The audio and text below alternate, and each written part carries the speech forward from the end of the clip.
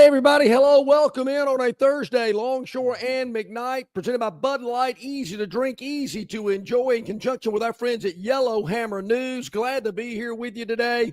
I'm John Longshore. He is Barry McKnight, and let's get it going. Doesn't it feel, am I right? I haven't been outside yet. I'm looking at my little window right here. Isn't it supposed to be colder today? My wife says wear a jacket. So starting to feel finally like football weather, little basketball weather. Oh, yeah. It's turning. It's changing. It is. I will go ahead and answer that for you. It is a little cooler today. I noticed that as I got up this morning. People have asked me forever. I'm sure they have asked you as well. Hey, what do you wear when you're on TV? And believe it or not, there are a lot of times I wear a pair of shorts. I wear, just some loafers, because really all you see is from the waist up, kind of like us here right now today. And this morning, Barry, I got to tell you, I put the shorts on. I don't wear shoes. I'm barefooted. My feet are cold. I knew it. I was telling somebody that. I said, I will give you $50 right now if John would prove to me he ain't wearing shoes. Sometimes when we're at Stivers and he's going over stuff with Lee Sterling, I'll look down barefoot. He's got them beside him. I mean, he wears shoes to Stivers, but he'll kick those. I knew John's barefoot. I don't even wear shoes from my bedroom to my studio. I mean, I'm barefooted. Probably won't put shoes on until about lunchtime. Who knows? But it is a little chilly. The feet are a little cold. I can feel it on my legs as well. I love it because it is fall time, and it is a great time for sports. Great football, great basketball. And of course, with Thanksgiving next week, it's a great time of year. Love it. It is the best. It is. I love warm weather. I've always been a warm weather guy. Grew up in Florida in my whole life. I think one time when I was a kid, I remember it getting 40 degrees. And I had to put on a one of those little nylon jackets that you used to wear. So, yeah, I love warm weather. But right now, leaves are changing. Football's getting more meaningful. Life is good. I like it. It is good, and we, of course, going to chat it up today. Hello to everyone out there. Good morning. I'm telling you, really appreciate the greetings early in the day and the chats going on our River Region Straw chat line. It's open, it's active, it's ready to go. You can also email us, longshoreandmcknight@gmail.com, and get those Dreamland Pick Threes selections in. We've already gotten a few in already. Got some that like to get them in early, locked and loaded. Right. But you can get yours in as well. You've got until your first game kicks off, and they're time stamped, so we know we can check. But we trust you. We got a very trustworthy audience out there. But get them in. 3 games against the spread. Got to win all 3. You could win a $50 Dreamland gift card. Also, seemed like, and I didn't watch very much of it, seemed like a sellout crowd last night at Legacy Arena in Birmingham, unlike at Coleman Coliseum, where if it is a sellout, you'd have to take somebody's word for it because you got those catacombs up there. I think I wouldn't be surprised if you looked up in the corners at Coleman Coliseum and you have like bats hanging down or something like that, cobwebs or something, because it has that feel. But it looked like a great atmosphere last night for college basketball, John, and why not? Yeah, it did look like, and I think Legacy, holds 16,000 people, something like that. Right. So, yeah, it's a great atmosphere. The Birmingham crowd, a little easier for them to make it to a game. One thing about that arena, though, Barry, I don't like the end zones, the baselines. I don't like arenas in basketball where there's so much room between the goalpost and where the first row of seats are. Love the Once again, I'm noticing the game, Barry, and they go down to one end of the floor, and what am I looking at? A bunch of media tables. My gosh. I'm thinking, really? Is that the bet? Really? Is that what I got to look at? Just to catch everybody up, number 8, Alabama. Oh, yeah, they did play beats number 25, Illinois. Illinois is going to challenge for the Big Ten title this year. Alabama scores 100 against a team that had been a pretty good defensive team. 100-87. Get outscored in the second half, 49-48. Wasn't much of a defensive battle in the very end. I think Grant Nelson had 19 in the first half. He was popping the threes. The big man can stroke it. I don't think that All-American guard Mark Sears even scored in the first half, and Alabama was leading that game. But what a year. And there's the media in the – what are they doing there? Oh, just ruins the entire. Once again, I thought, is that where my eye is directed to these white tables with these guys sitting there playing Donkey Kong or whatever? It drives me insane. Couple of interesting things about that game, Barry. It is an arena, though. It is an arena. Not a basketball court. They'll have concerts in there where in the end zone you'll have a stage set up for, I don't know, Morgan Wallen or Jelly Roll or somebody like that. So you can have a stage and lights and sound systems and roadies going sibilance.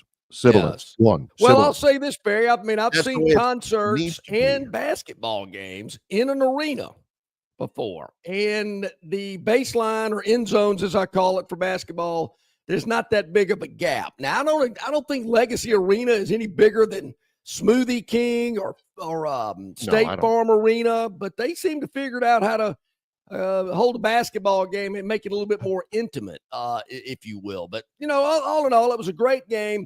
Illinois, from what I understand, Barry, is going to play a lot of SEC teams in the preseason. They've already played Ole Miss. I think they got Missouri and Tennessee on their schedule as well. So the Illini getting a good taste of the league. You mentioned Mark Sears, Barry. He didn't score a point in the entire game. I was wondering about that because I gave up on it. Yeah, went 0 for the entire game. I think he was 0 for 9, as a matter of fact, in the entire game. They still score 100. Yeah. But here's what I thought before I read the stat sheet, so to speak. When I noticed Sears was not in the game for lengthy periods of time, of course, the first thing I thought of was, here's a guy that came back. He's getting a lot of preseason accolades, All-American, all this type stuff. Maybe there's a little pressure on him. Who knows?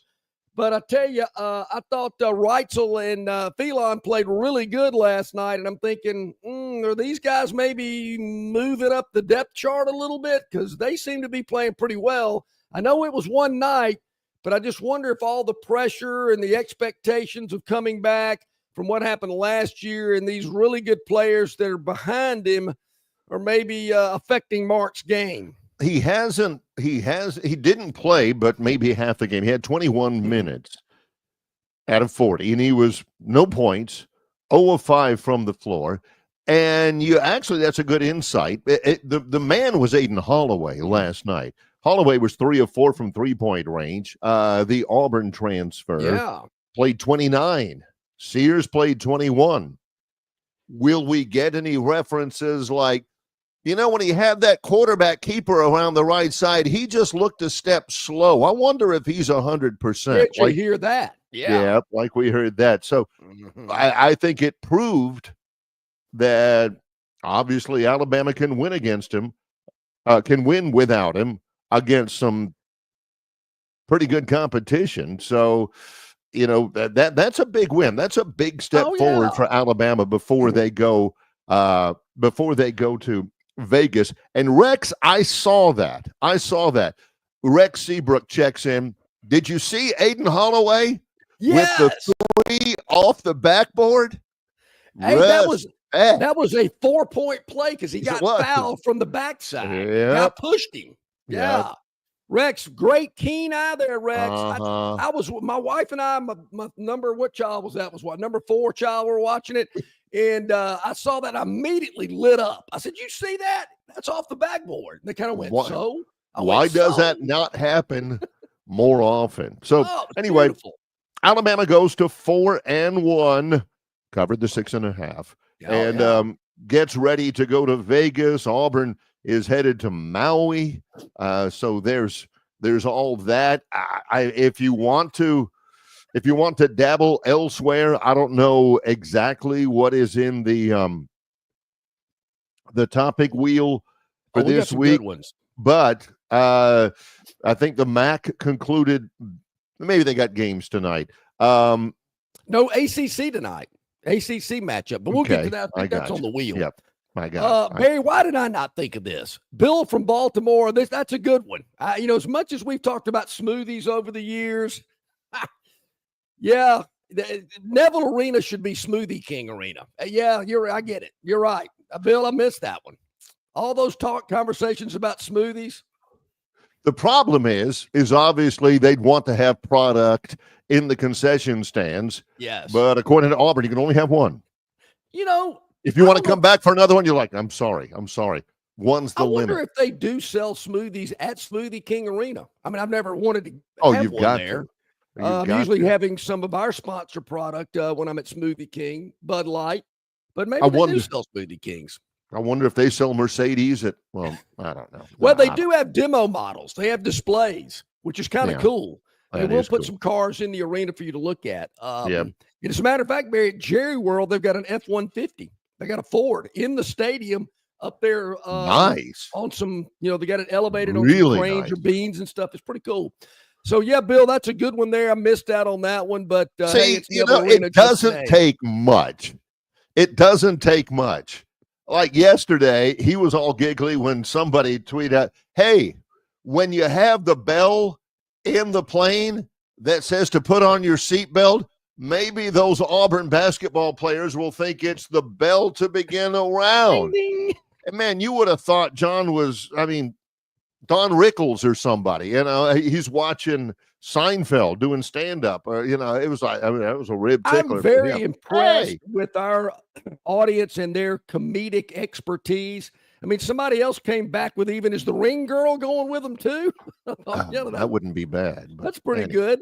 And JR, he's going hard this morning. Says Coleman ain't as quiet and cozy as the Boogs Gym. How did that label ever start? Whoever labeled Auburn the Boogs? I don't get it.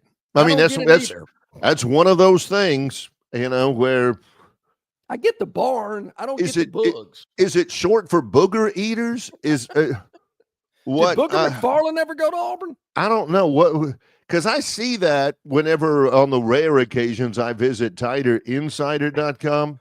Oh, don't let him fool you. Hey, the Boogs, the Boogs, their whole season comes down to beating us. Isn't it that way every year? That kind of a thing. Yeah. So, JR in this morning early. Kirk's up in Adam today as well. Of course, the Yotis up in Huntsville. Really appreciate that. So, guys, really appreciate the chats on our River Region Straw chat line. You can get in on that today as well. I don't want to be harsh on Mark Sears. I know there's a lot of pressure on him, Barry, but I noticed that as I watched the game. I read a little recap about the game this morning from one of those media members that was sitting there behind the goal on the baseline in those very, very obvious media seats there that they laid out. What if Greg Byrne told him where to put them? Who knows? But I just kind of wondered about Mark. I mean, coming back, little pressure on you, All-American. And I'll admit, in watching that game last night, there's no doubt that team is very talented. You can see it on the floor. No doubt. Yes. People, what's the term I'm looking for? Scraping and clawing and scratching to get playing time? Or people be diminished? Look, we can kid all we want to about bats in the corner at Coleman Coliseum and the Boogs Gym, but both Auburn and Alabama really talented. Yeah. Really talented. It's going to be a great year. And Sears is a tough kid. I mean, he almost carried that team in the postseason last year whenever they were doubling him and bumping him all the time. Yeah. I don't think that it bothers him at all. If you don't want the competition in Tuscaloosa, Alabama, wait till you get to Cleveland, Ohio, or Golden State, or Sacramento, or Portland. There's competition. I don't think that's a problem.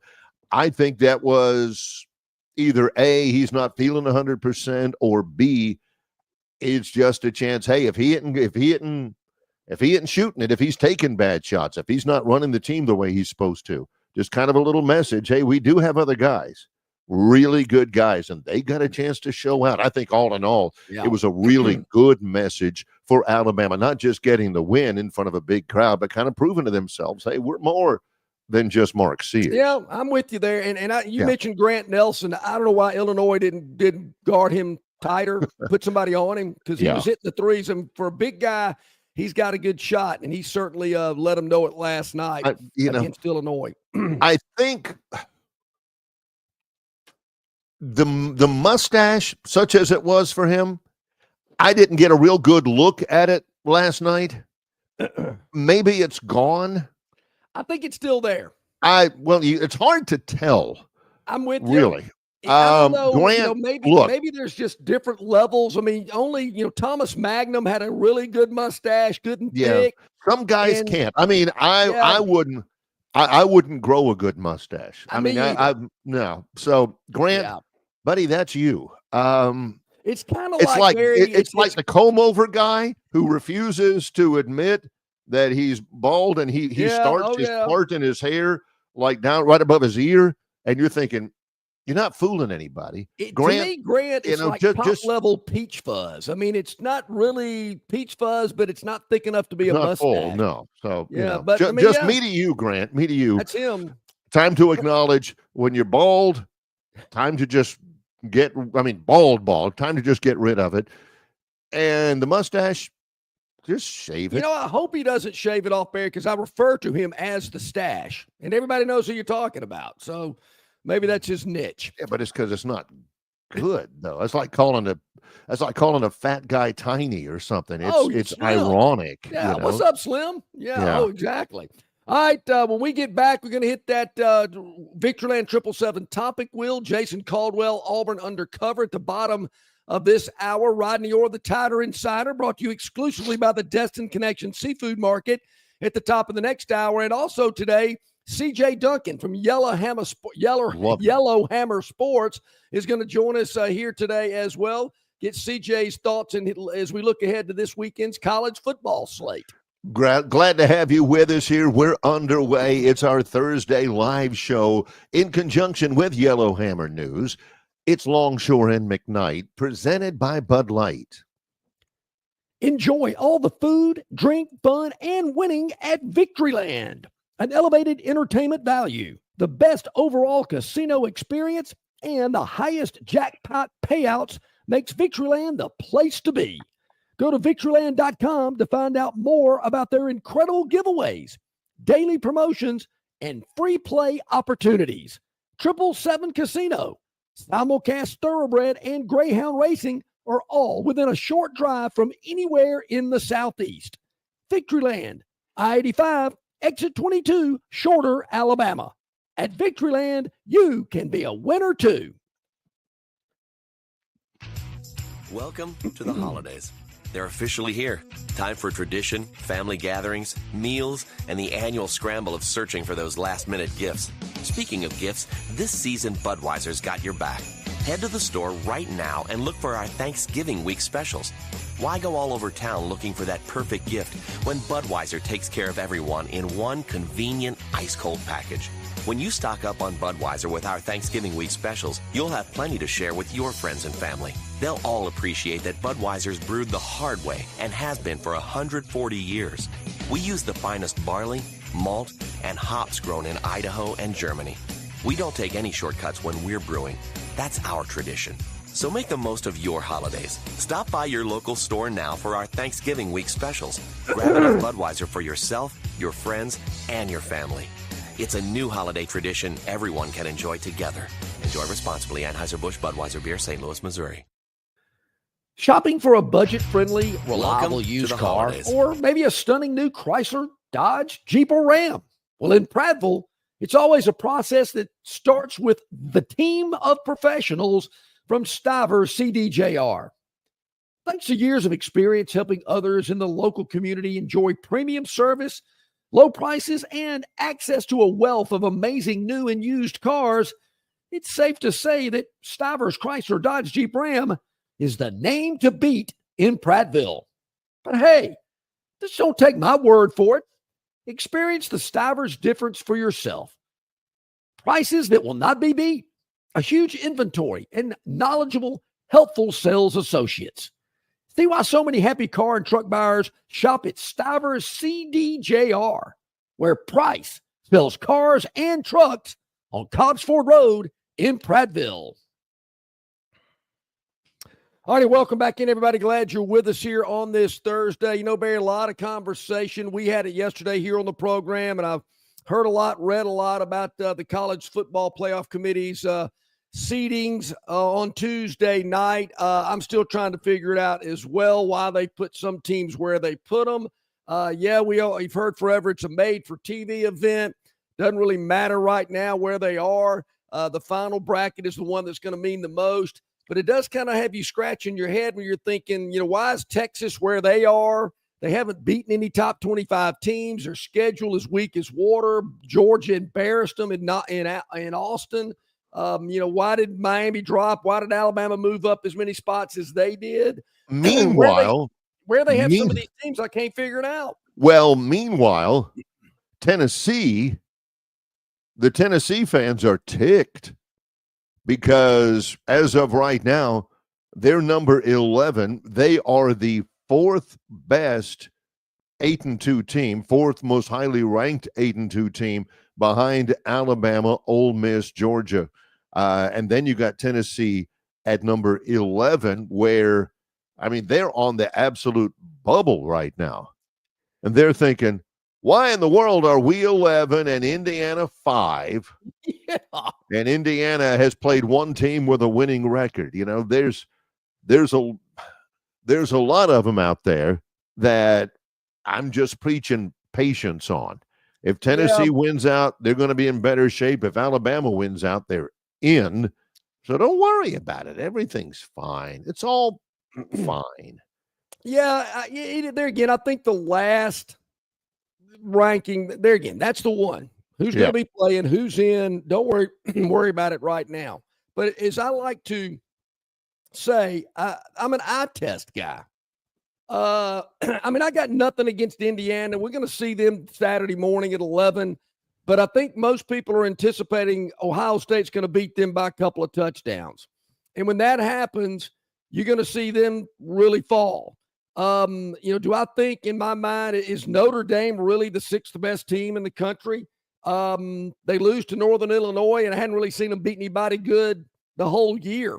So I'm not sure Notre Dame's really worthy, and they don't play a conference championship game either, which I think is kind of a screwy part of why we're letting Notre Dame have such an easier route.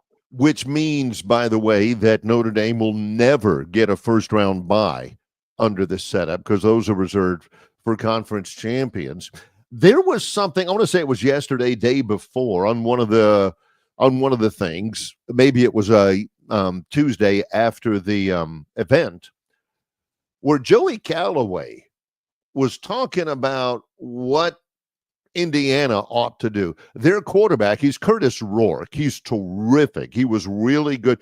I want to say Kurt Cignetti, the coach, brought in 32 transfers immediately, just remaking Indiana's roster, including, I think, 14 from James Madison, his old school, which had a really good year last year, was undefeated most of the season.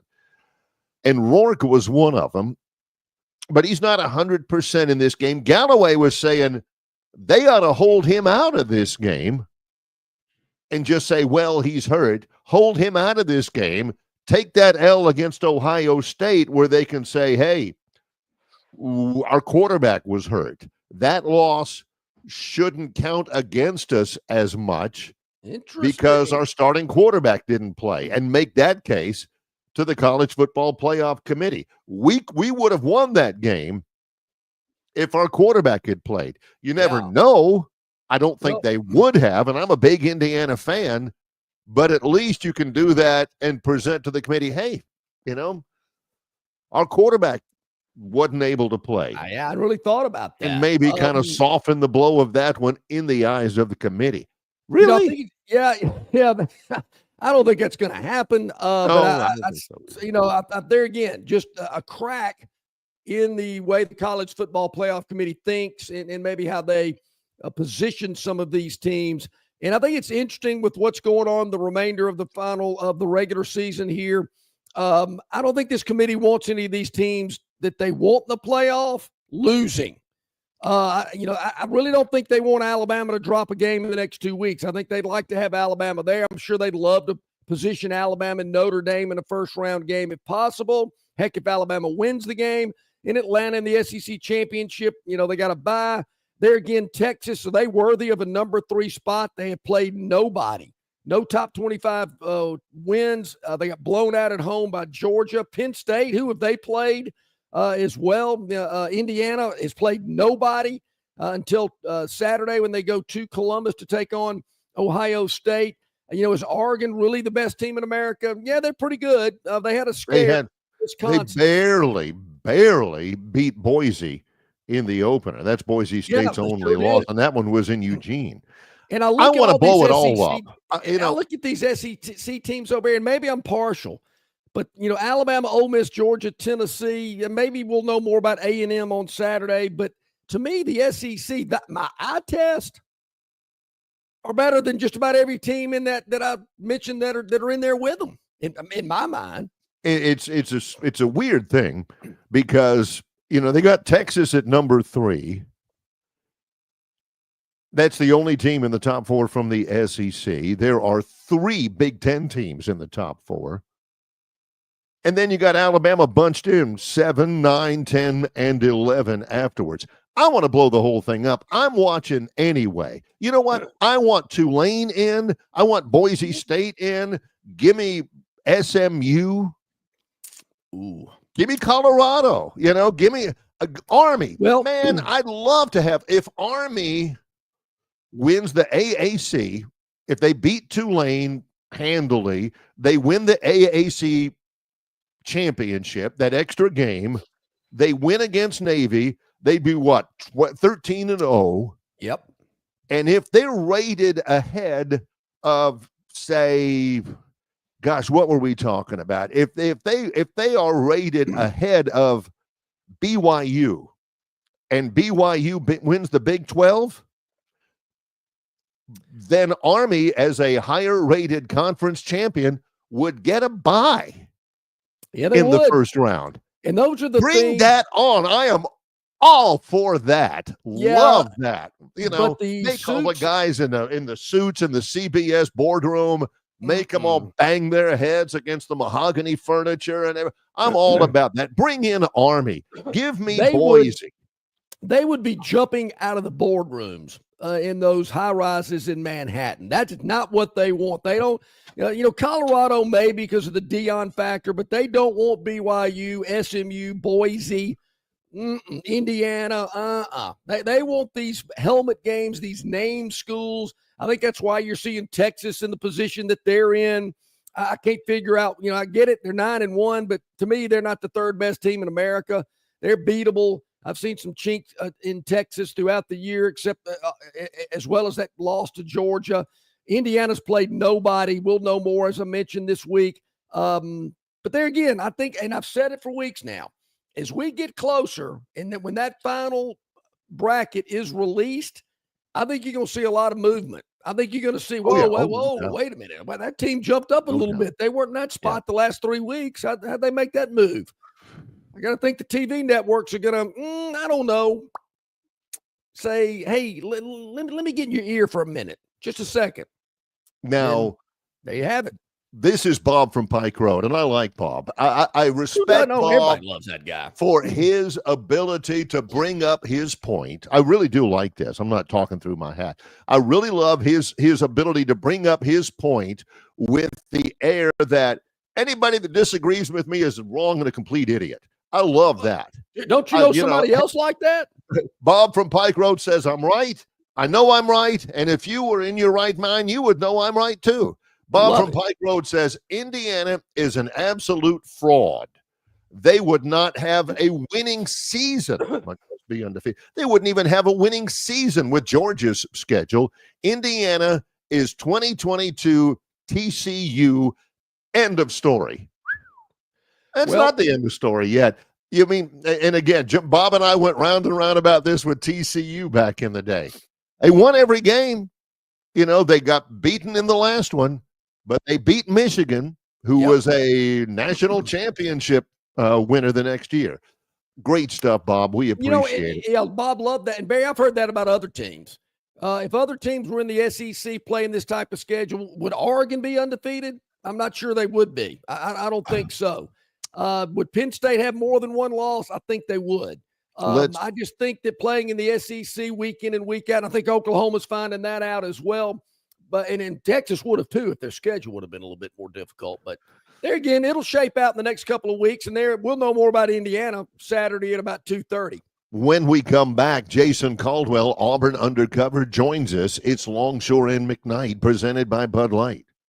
Hey, this is Barry McKnight from Longshore and McKnight, telling you about our friends at River Region Straw. You're not buying sticks or stems and pine cones. You're buying premium long needle pine straw from River Region Straw. Kenny and his staff have access to the best pine straw in the River Region, full of color, that'll last all season long. They've got locations in Montgomery, Prattville, and Auburn, and no order is too big or too small. From a few bales to an 18-wheeler trailer load, River Region Straw also has seasoned firewood for the cold days and nights ahead. Pickup is available, and your order can be delivered if you like. They can even spread your pine straw if that's what you want to have happen, for sure. Call or text Kenny today, 669-5959. That's 669-5959 for all of your pine straw and firewood needs at River Region Straw.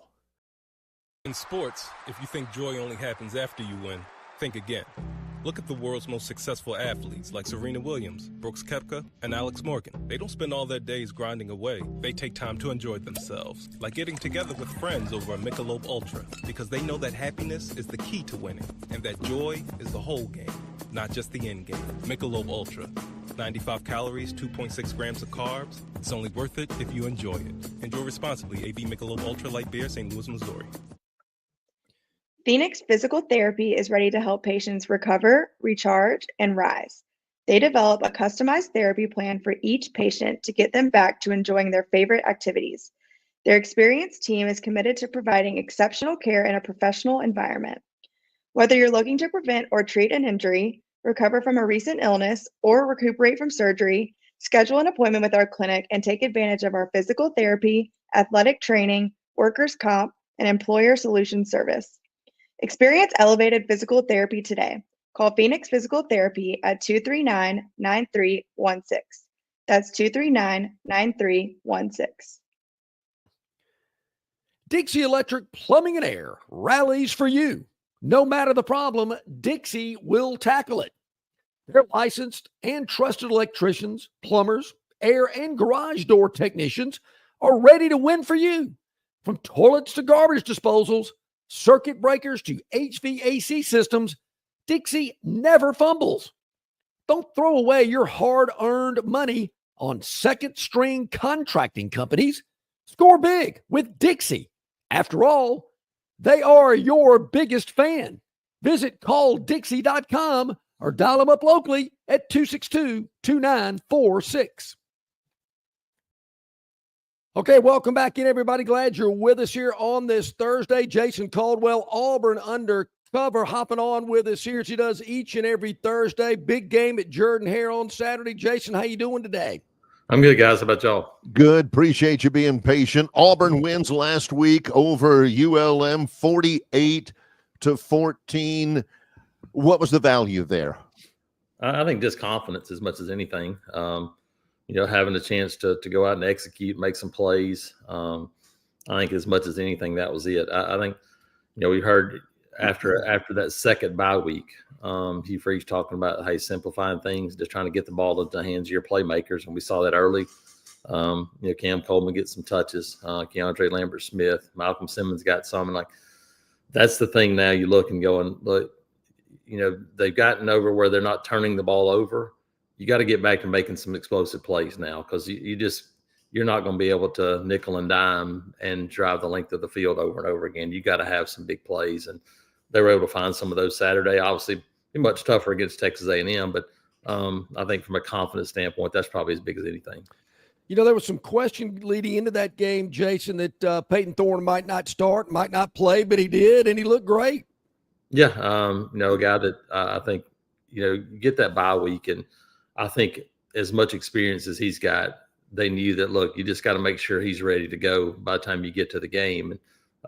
So they got Hank Brown and got Walker White some work during the bye week, and obviously he got a chance to play there at the end of the game and get some snaps. But Peyton was, I think it was Tuesday that he's like, hey, he wasn't as good as we thought. I talked to Hugh Freeze on Wednesday, and he said, yeah, he was pretty good. And then by Thursday, he's like, yeah, I think he'll start it. So I think for him, it was just a matter of probably getting through that first day and realizing, okay, it's I can cut it loose now and let it go. First look at Walker White. What'd you think? I mean, is he what you thought? Yeah, I mean, I got a chance to see him in high school and right. Watch him play. He's physically, he's got the tools you're looking for. I think that's the thing. And just when you're on the scout team all fall and you haven't played at this level, some nerves and butterflies, and then he doesn't have the entire offense at his disposal because he's just been working on the other team's offense or working for the defense mostly. So, but you can see he's fearless, he's athletic, he's a big, strong kid, and he can run. And then when he cut it loose a couple of times, you can see the arm strength. So he has all those things. And so you look at him now going, okay, you get to the spring, have a chance to really jump into a race and see what you can do. And it'll be fun to see how much growth he can take during that time. Let's hold that thought and apply that to Cam Coleman as well. Can fans expect that type of output on a regular basis? Yeah, I mean, you look at Cam and Malcolm Simmons and Perry Thompson, especially the guys that have gotten reps. Cam's gotten more than most, but Malcolm's actually gotten more touches now because of the short flips and things like that. You look at what you can do from getting a year under your belt and going, okay, here, I know what I need to do now. I think we even saw it last week, the first time we've seen those guys move around. So you get to after a second bye week, and all of a sudden Cam's not just lined up on the left side of the offense. He's moving to the right side, put him in the slot a little bit. I mean, like, you start to be able to do some of those things. And, I said earlier this week, I'm like, it's not 1993 anymore. You can't line up Thomas Bailey on the left side and Frank Sanders on the right side and just go, that's how we're going to play every day. You can't do those things anymore. Defenses are too good. So now you go, okay, well, we got to move guys around and create some matchups. And I think they're able to start doing some of those things as these guys get more comfortable. Looking at the game Saturday, Jason, it kind of hit me.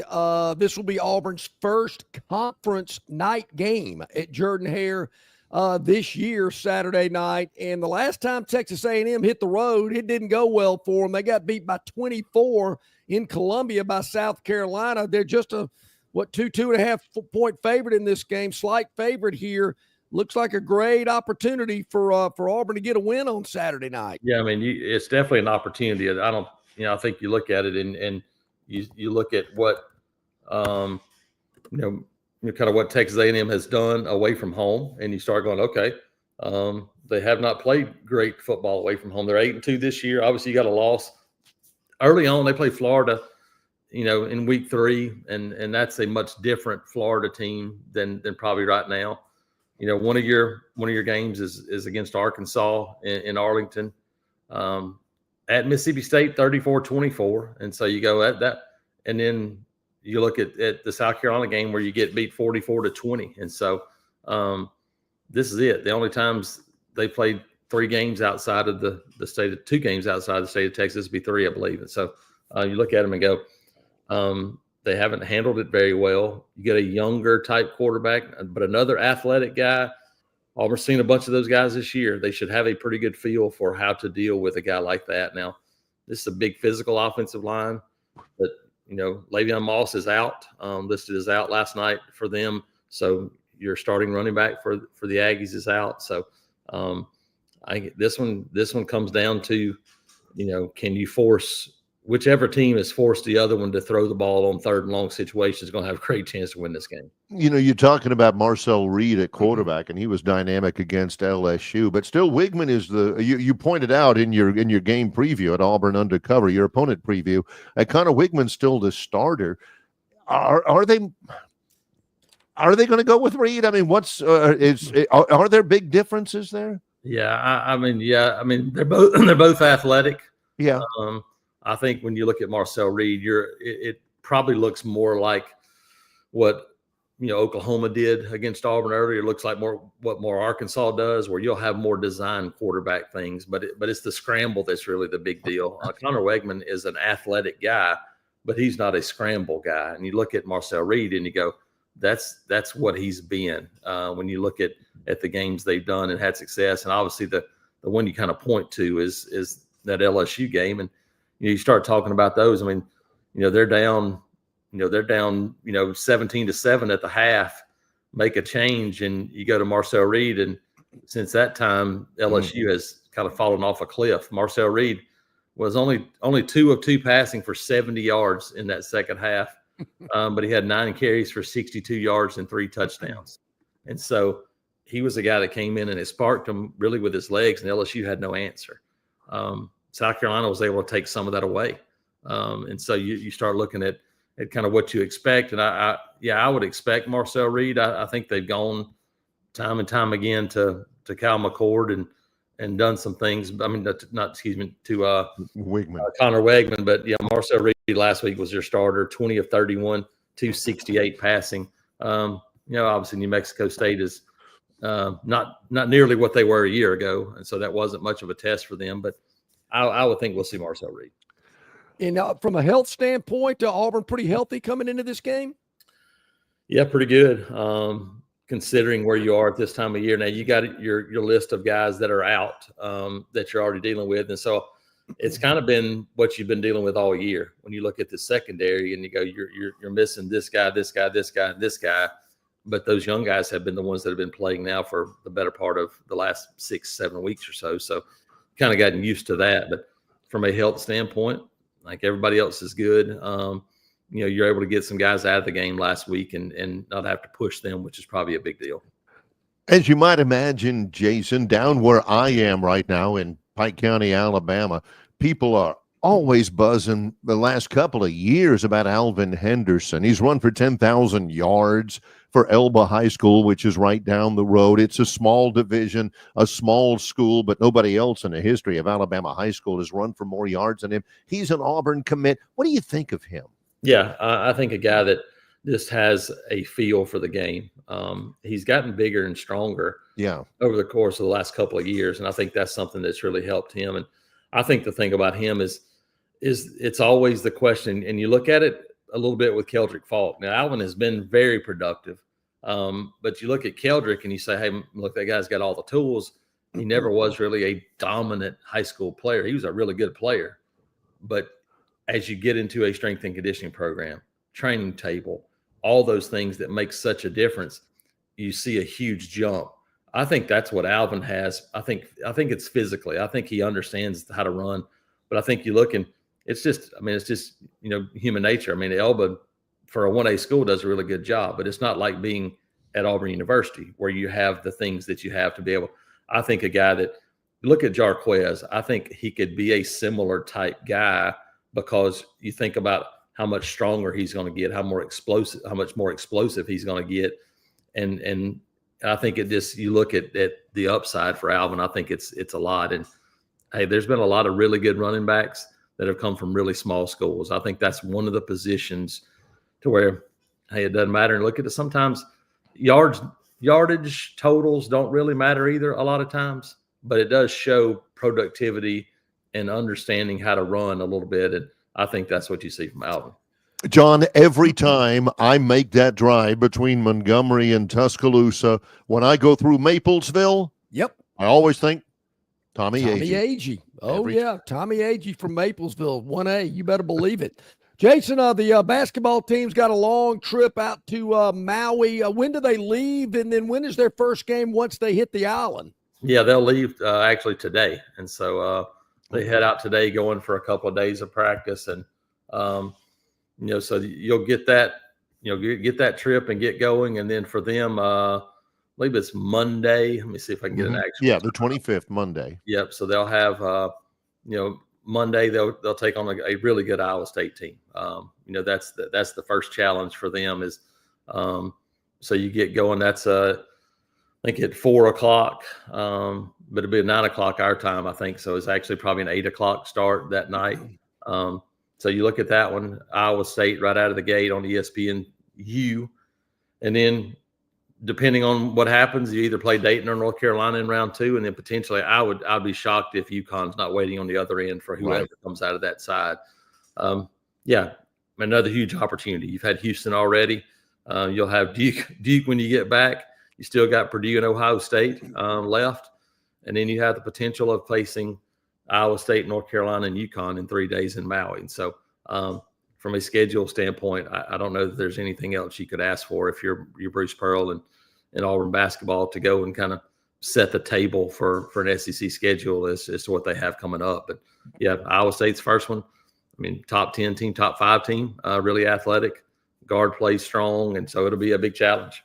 Well, in the North Alabama game, gosh, I thought the game sort of settled on the shoulders of Janai Broom. He didn't go out and get it at the start. He didn't have a fiery start, but when it got down to it, golly, he was. I don't care if it's North Alabama or North Carolina, he was hard to stop. Yeah, and then you look at and comparing scores is always a dangerous thing to do because you can never look. But you look at UNA pushed Samford to overtime. And the other night, Samford lost by 8 at Michigan State.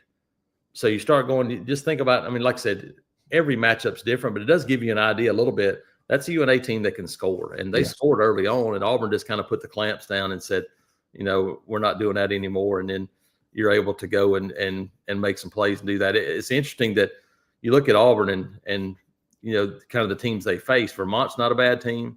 UNA's not a bad team. Obviously, you look at those. Iowa State so far has played Mississippi Valley State, Kansas City, and IU Indianapolis. I would argue that Auburn's worst opponent is better than Iowa State's best opponent to this point. Boy, no kidding. I think that could have an impact because there's a shock factor that comes in when you face that first team that you go, well, that team looks like us, and Iowa State hasn't seen that yet, and they're going to see a team that will do some different things. For Auburn, it'll be a challenge because it's a different team too, but I think Auburn would be more prepared after playing Houston. So we'll see if that has an impact when they get out there on the court. Yeah, I think that'll be real interesting. Looking forward to that. You're right. You got to check your TV listings because you got a 5-hour difference in time between the state of Alabama and the state of Hawaii. So, 8 o'clock Central Time. So it'll be they've gotten used to some late tip-offs. Yeah, boy, you ain't kidding. No doubt about that. Jason, I'm just kind of curious because Barry and I have talked a lot about it the last couple of weeks with the college football playoff bracket. Your just overall thoughts about the committee. What do you think they're looking for? Because we've kind of broken it down and we're trying to figure out why one team is in this position this week and then the next week they're somewhere else. I know the last bracket's the only one that really matters, and this is kind of a made-for-TV event, but I'm still trying to figure out what the committee's looking at and really what their rule book is. Yeah, that's the problem is that there's no formula. There really can't be a formula because how do you gauge strength of schedule versus how many losses you have and how important is it? You go like, hey, they played 9 top 10 teams. Well, if you're 5-4, then does that mean you're probably better than that team? I don't know, because the bigger the conferences get, the more unbalanced schedules get. Because you're talking about it earlier. I'm like Oregon playing Georgia's schedule, not undefeated. Yeah. But you look at playing Texas schedule, they're still a top 5 team. They might have one loss, but I mean, Texas' best win's Vandy. I mean, it's not even a question. So they're so unbalanced when you look at it. Indiana's in the same conference as, Oregon, and I mean, it's hard to even think about it now, but Oregon and Michigan and Ohio State, but they haven't played a top 25 team yet. The thing that I don't think we'll see, but that might blow it up, is if you have Boise State as the number 4 overall seed. Yes, which that could happen. It might blow the whole thing up, and it might happen. Mm-hmm. You do that in year 1, and then people go, okay, I don't care whatever you thought was working, that's not going to work. And by people, Jason means television executives. I mean, the TV execs, fans, coaches, everybody involved, because you start going, eye test is still, to me, when push comes to shove, I think eye test is still going to be important. And that's not there's no way to quantify that and go, hey, I just think that's going to be important. When you look at it at the end of the year and you go, is the 11-1 Indiana look better than Georgia? No, I don't. And hey, Indiana may go beat Ohio State. If they do, it's all over with. Right. They'll Yeah. be in there, and it won't matter. That's the good thing about it. In the end, it's like the 65th team in the NCAA basketball tournament used to be. They go, hey, who's all the bubble teams? I don't care. If you'd have won 2 more games, then you wouldn't have to worry about it. The same thing goes true here. If you don't get in, it's your own fault because you only you to blame. Win games. And once you start, if you're on, it's not 2004. Auburn had a legitimate gripe because they won every game they played, and they played it against a really tough schedule. If you've opened that door up because you didn't win enough games, you don't have anybody else to blame. It's on you, that's for sure. Lots of great content, as you might imagine, here in late November with football, men's basketball, the whole deal, recruiting. National Signing Day is less than 3 weeks away, Jason. You got it covered. We're December 5th or 4th or whatever it is that Wednesday. And that'll be a fun day. It's National Signing Day. It is the 7A state championship game in Birmingham. Wow. And it's the same day as Alabama, North Carolina, and Auburn Duke basketball. That's all the same day. So that'll be just a nice, slow day. I think you're going to be a little busy that day, I have a feeling. Yeah, got tons of stuff going on. Should be a good weekend in terms of recruiting. I would expect an unbelievable crowd for that night game. Last opportunity. It was a great crowd last week for 11:45 ULM, a 3-6 team. It was really good crowd. But you look at official visits because of the timeline with signing day so early. These are really the visits you have, the in-home visits and the month of December and official visits. It's done. Now you push through. I mean, just think about it. You're signing 3 days after the Iron Bowl. These coaches aren't going to have in-home visits. You're not going to have other official visits. These moments and these weekend visits are huge, and so it'll be another big weekend for that. Well, with all of the podcasts and the recruiting big board, lots of video, of course, all of the coverage and insight that they provide, auburnundercover.com. How do we find you on social media, Jason? Yeah, check it out. Like I said, auburnundercover.com. Follow me on Twitter at ITATJason, and we have all those social media platforms. Just search for Auburn Undercover, and we got you covered. Man, thank you as always, Jason. We really appreciate it. Always a lot of fun on Thursdays. Have a great week. We'll see you next week.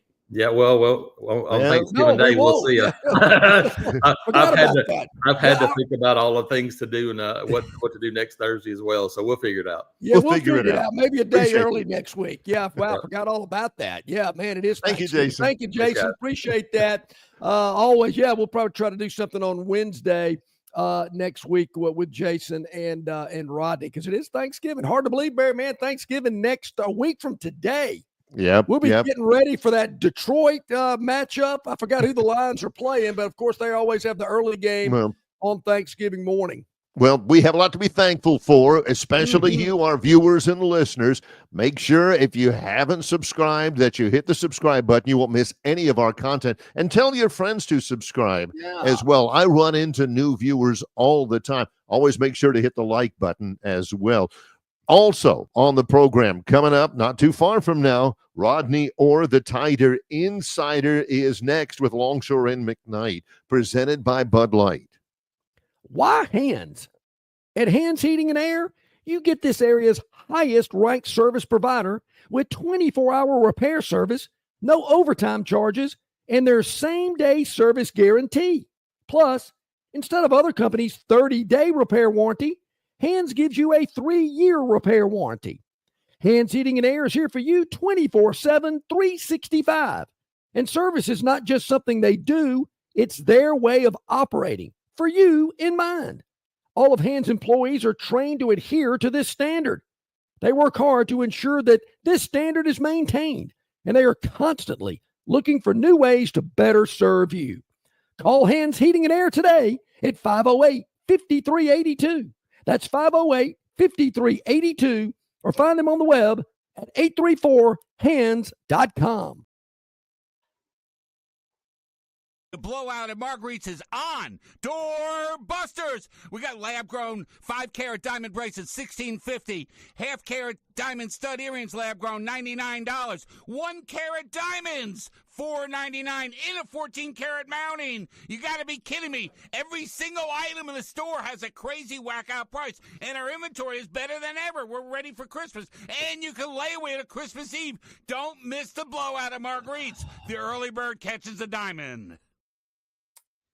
Shopping for a budget-friendly, reliable used car or a stunning new Chrysler, Dodge, Jeep, or Ram in Prattville is a process that should always start with your team of professionals on your side.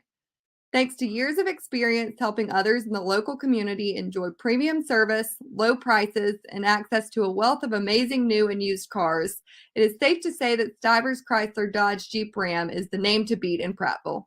But don't just take my word for it. Experience the Stivers difference for yourself. Prices that will not be beat, a huge inventory, and knowledgeable, helpful sales associates. See why so many happy car and truck buyers shop at Stivers CDJR. Local banking expertise, the newest innovations and technology, personal attention, genuine hospitality. It's all just part of the River Bank and Trust difference. They invite you to experience it for yourself. Welcome to banking above and beyond at River Bank and Trust.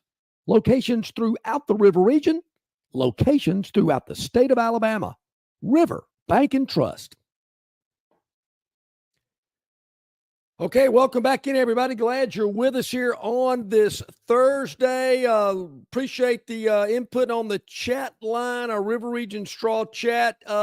Yes, that is a longshoreism, and eye test. I don't know if I invented that term, but I certainly use it quite a bit. And as Jason was talking about the eye test, you know, Barry, the eye test is so important in just so many aspects of life. Whether you're watching a football game or back in our early years when we'd walk into a bar in college and go, wow, she is really cute. And then you got to kind of go talk to her and make sure everything's okay. I mean, she could be a complete ditz, but man, from 30 feet away, she looked good. Yeah. And, you know, her measurables sound like a recruiting expert. Her measurables might be good. 5'10", long legs, blonde hair, blue eyes, and you get a little bit closer and her front teeth look like she can eat an apple through a picket fence. Yeah. Or, you know, not that, you know, looks or not everything and all that. Or, you know, you walk up to her and introduce yourself and she's got a voice like nails on a chalkboard. So, yeah, you know. See, Indiana right now, that my eyes tell me they're undefeated. I see that. I see where they are in the polls. But I need to see a little bit more, and I think Saturday morning we're going to see it. So the eye test is going to be big on the Hoosiers for me on Saturday to see what they're all about. Yeah. Oh, now I'm in trouble. My wife says 5'10". D is about 5 feet, 5'1". No, I'm just using measurables.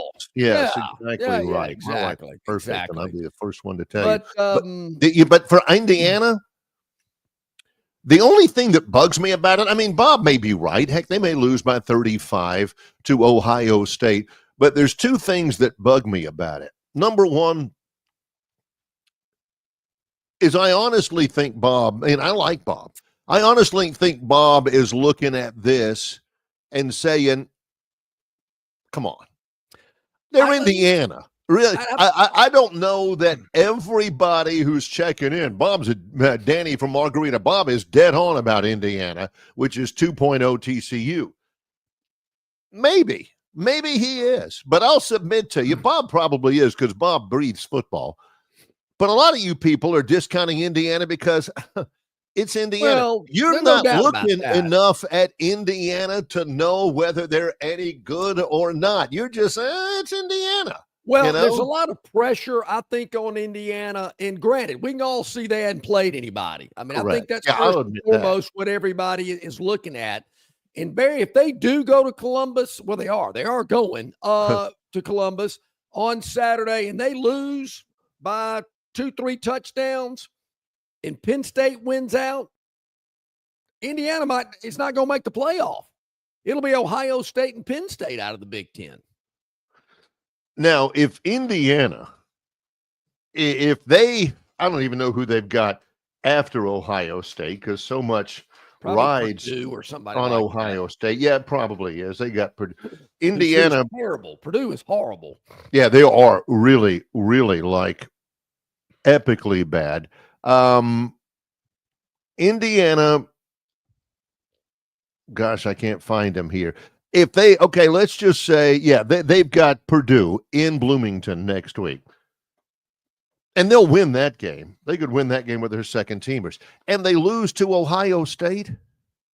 They finish 11-1 and don't go out of a Power 5 league. And meanwhile, some of you guys are wailing and gnashing your teeth at the possibilities that only 5 SEC teams go.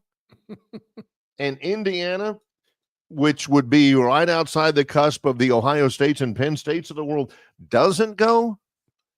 I find that and you got to know that believe. You got to think that the Big Ten's going to push extremely hard to get 3 teams in, if not more. And if one of them's Indiana, so be it. But I think, that's going to be real interesting how that plays off. And there again, margin of victory.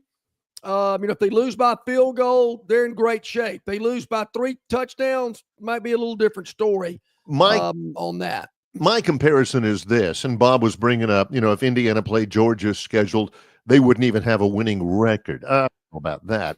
But I do think this. What is Vanderbilt? Vanderbilt's like 6-4, right? Yes, they're bowl eligible. In terms of eye test, and I've watched a lot of Indiana. Again, my sister and brother-in-law worked there. I think Vanderbilt's better than Indiana. Just 6-4. I'm with you. And you said there again, Barry. I mean, Troy's played a tougher schedule than Indiana has. Troy's played a hell of a tough schedule. It's a. If you look again, opponent records. Indiana's opponent record's not good, but it's still Big Ten. It is to my mind, the second most powerful league in the country, and they have been undefeated in that league, and there's something to be said for that, right? I think. We'll see. Hey, Rodney Orr, the Tider Insider, joins us exclusively, brought to you by the Destin Connection Seafood Market, 8730 Norman Bridge Road here in Montgomery. Go by and see him today. Pick up that great grouper po' boy today for lunch. It is absolutely outstanding. The Destin Connection Seafood Market with all the freshest seafood direct from the Gulf. You can pick it up. They'll wrap it up for you. You can drive up to the pickup window. You can walk in and check out all the fresh seafood in the display case. And they can actually cook it up for you as well. If you want them to cook it, they'll do it for you at the Destin Connection Seafood Market, 288-4272. Call ahead. Your order will be ready for pickup. 3750 Norman Bridge Road. Rodney Orr is with us, brought to you by the Destin Connection Seafood Market. Good morning to you, Rodney. Hey, Rodney, how you doing this morning? Uh-oh. I know he's there. I see him there. Yep. His mic's turned off. Yep. We're going to have to work on Rodney for just a moment. Alabama. Am I here, guys? Oh, hey, there you are. Hey, Rodney, how you doing? There we go. Hey, how are you, Rodney? Look, I had you guys up. Anyway, it went to black, so I guess that's the key. Okay. But anyway, hope you guys are doing well. Yep. Hope you guys are doing well. 52-7, Alabama over Mercer, walk-ons and everybody were playing at the very end. What was the benefit? What was the value of that win for this football program? Well, kind of like, I think the question last week when we talked was, would Alabama play to the opponent or would they play to the standard? So I would say that it was closer to the standard, the performance, than it was to the opponent. I thought, again, it wasn't flawless, but it was a solid performance. I mean, Alabama put them away. It was 31-7 at halftime. Kind of like John said last week, if we're sitting here straggling around in the third quarter and it's 14-6 or whatever, It's probably not a good sign for how Alabama's playing or responding, right? But Alabama put them away, made some big plays, created 3 more turnovers. The last 3 games, Alabama has created 9 turnovers and committed none. So I thought it was a solid performance overall. Yeah, I did too. I mean, there again, those games can kind of be tricky and you kind of sleepwalk through them, but certainly Alabama took care of business. I tell you, Rodney, they took care of business so well that the committee moved them up in the latest college football bracket, jumping them ahead of Miami, who had a bye week. So obviously, in the eyes of the committee, they thought Alabama looked pretty good. Yeah. So Alabama's in position now, right? I mean, they've got 2 more games in the regular season. Obviously, Oklahoma this Saturday, and then Auburn comes to Tuscaloosa the following Saturday. So now it's just up to Alabama. How do they respond in these 2 games? Do they position themselves for a playoff opportunity, maybe even the SEC championship game, which right now, now you guys may know something I don't, because I don't really get into all the details of what it's going to take. But my understanding is Alabama wins out. Missouri wins one of their last 2, which seems likely. They play Mississippi State this weekend. Then Alabama's in the SEC championship game. And so they would play, it appears, either Texas A&M winner or possibly Georgia. That's the way it looks today as we sit here, if those things kind of pan out that way. Well, Rodney, we asked this question all week long, and I've still not been able to get an answer. What if Missouri does not win one of their next 2 games and Alabama does win out? Because I've heard the same thing. Alabama needs Missouri to win one of their next 2, but I haven't heard a scenario of if Missouri does not win one of the next 2. Now you're getting above my head. I do think, John, now don't hold me to this. I probably shouldn't even speculate on it, but I do think Georgia's in position to go if that were to be the case. Georgia and the winner of Texas A&M. That would probably be based on what I've heard. Yeah. Again, I don't follow all the details that closely. Now, you do know they have a little site you can go to and plug in all those, scenarios, and it'd tell you how it works. But I should probably try that. Yeah, that's above my pay grade. Yeah, as well, no question. Doubt. What Rodney can speak with authority on is here we are 2 weeks away. Before we even talk about the Oklahoma game, 2.5 weeks away from National Signing Day, there's been a chance for some flipping. There's a kid named Ivan Taylor that flipped from Michigan. How significant is that, Rodney? Well, I think it's real significant because I think he's an outstanding prospect. His dad, Taylor, was a former Pittsburgh Steeler. Was a really good player, cornerback for the Steelers for several years, and so he's got the bloodlines. And he's a safety, obviously, out of Winter Garden, Florida. He was originally committed to Notre Dame, and he was going to flip in the summer. And I thought then there was a good chance he'd flip to Alabama, but instead he went to Michigan, flipped to Michigan, and then now has flipped again, I think, ultimately to where he may have thought he was going to flip to begin with. But with all that said, it's a big pickup, I think. He's a need position. He's a high-quality player. A couple of folks texted in, Rodney, wanting us to ask you about a couple of players of an offensive tackle from Denton, Texas, a young man by the name of Ty Haywood. Yeah, great player. I mean, Alabama has a tremendous offensive line group committed. He's a 5-star rated player. Michael Carroll, who is originally from Doylestown, Pennsylvania, now down at IMG Academy, is a 5-star player. Jackson Lloyd out of California, another offensive tackle. Those are 3 guys. Maybe Carroll could play right tackle, but probably a guard. But anyway, those are all 3 5-star rated players. Those are highly rated offensive linemen. So Ty Haywood specifically, he's been committed to Alabama for a while. Again, like we've said, what does that matter anymore? Now Michigan's gotten in this NIL deal where, it's funny because Michigan has always been high and mighty, and they were always above having to pay players, Yeah, and now they're slinging money around. They offer this quarterback's committed to LSU, Bryce Underwood, $10.5 million. Whoa. We The high saw and that. mighty Michigan Wolverines, Smokes. So now they're apparently slinging money around trying to get offensive linemen.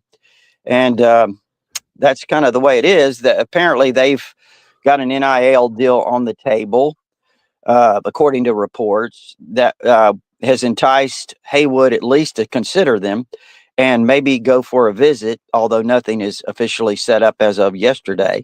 So we'll see. I mean, look, if that happened and he flipped to Michigan, that'd be a big loss for Alabama. I don't know really how other way to say it.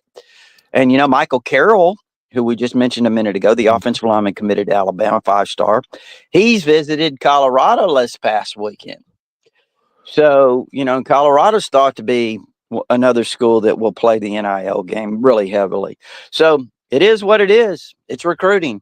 Mm-hmm. And, there's talk, by the way, one of Auburn's top guys, Jared Smith, out of Thompson, the defensive end, 5-star, that he may be flipping soon to another school, maybe Ole Miss.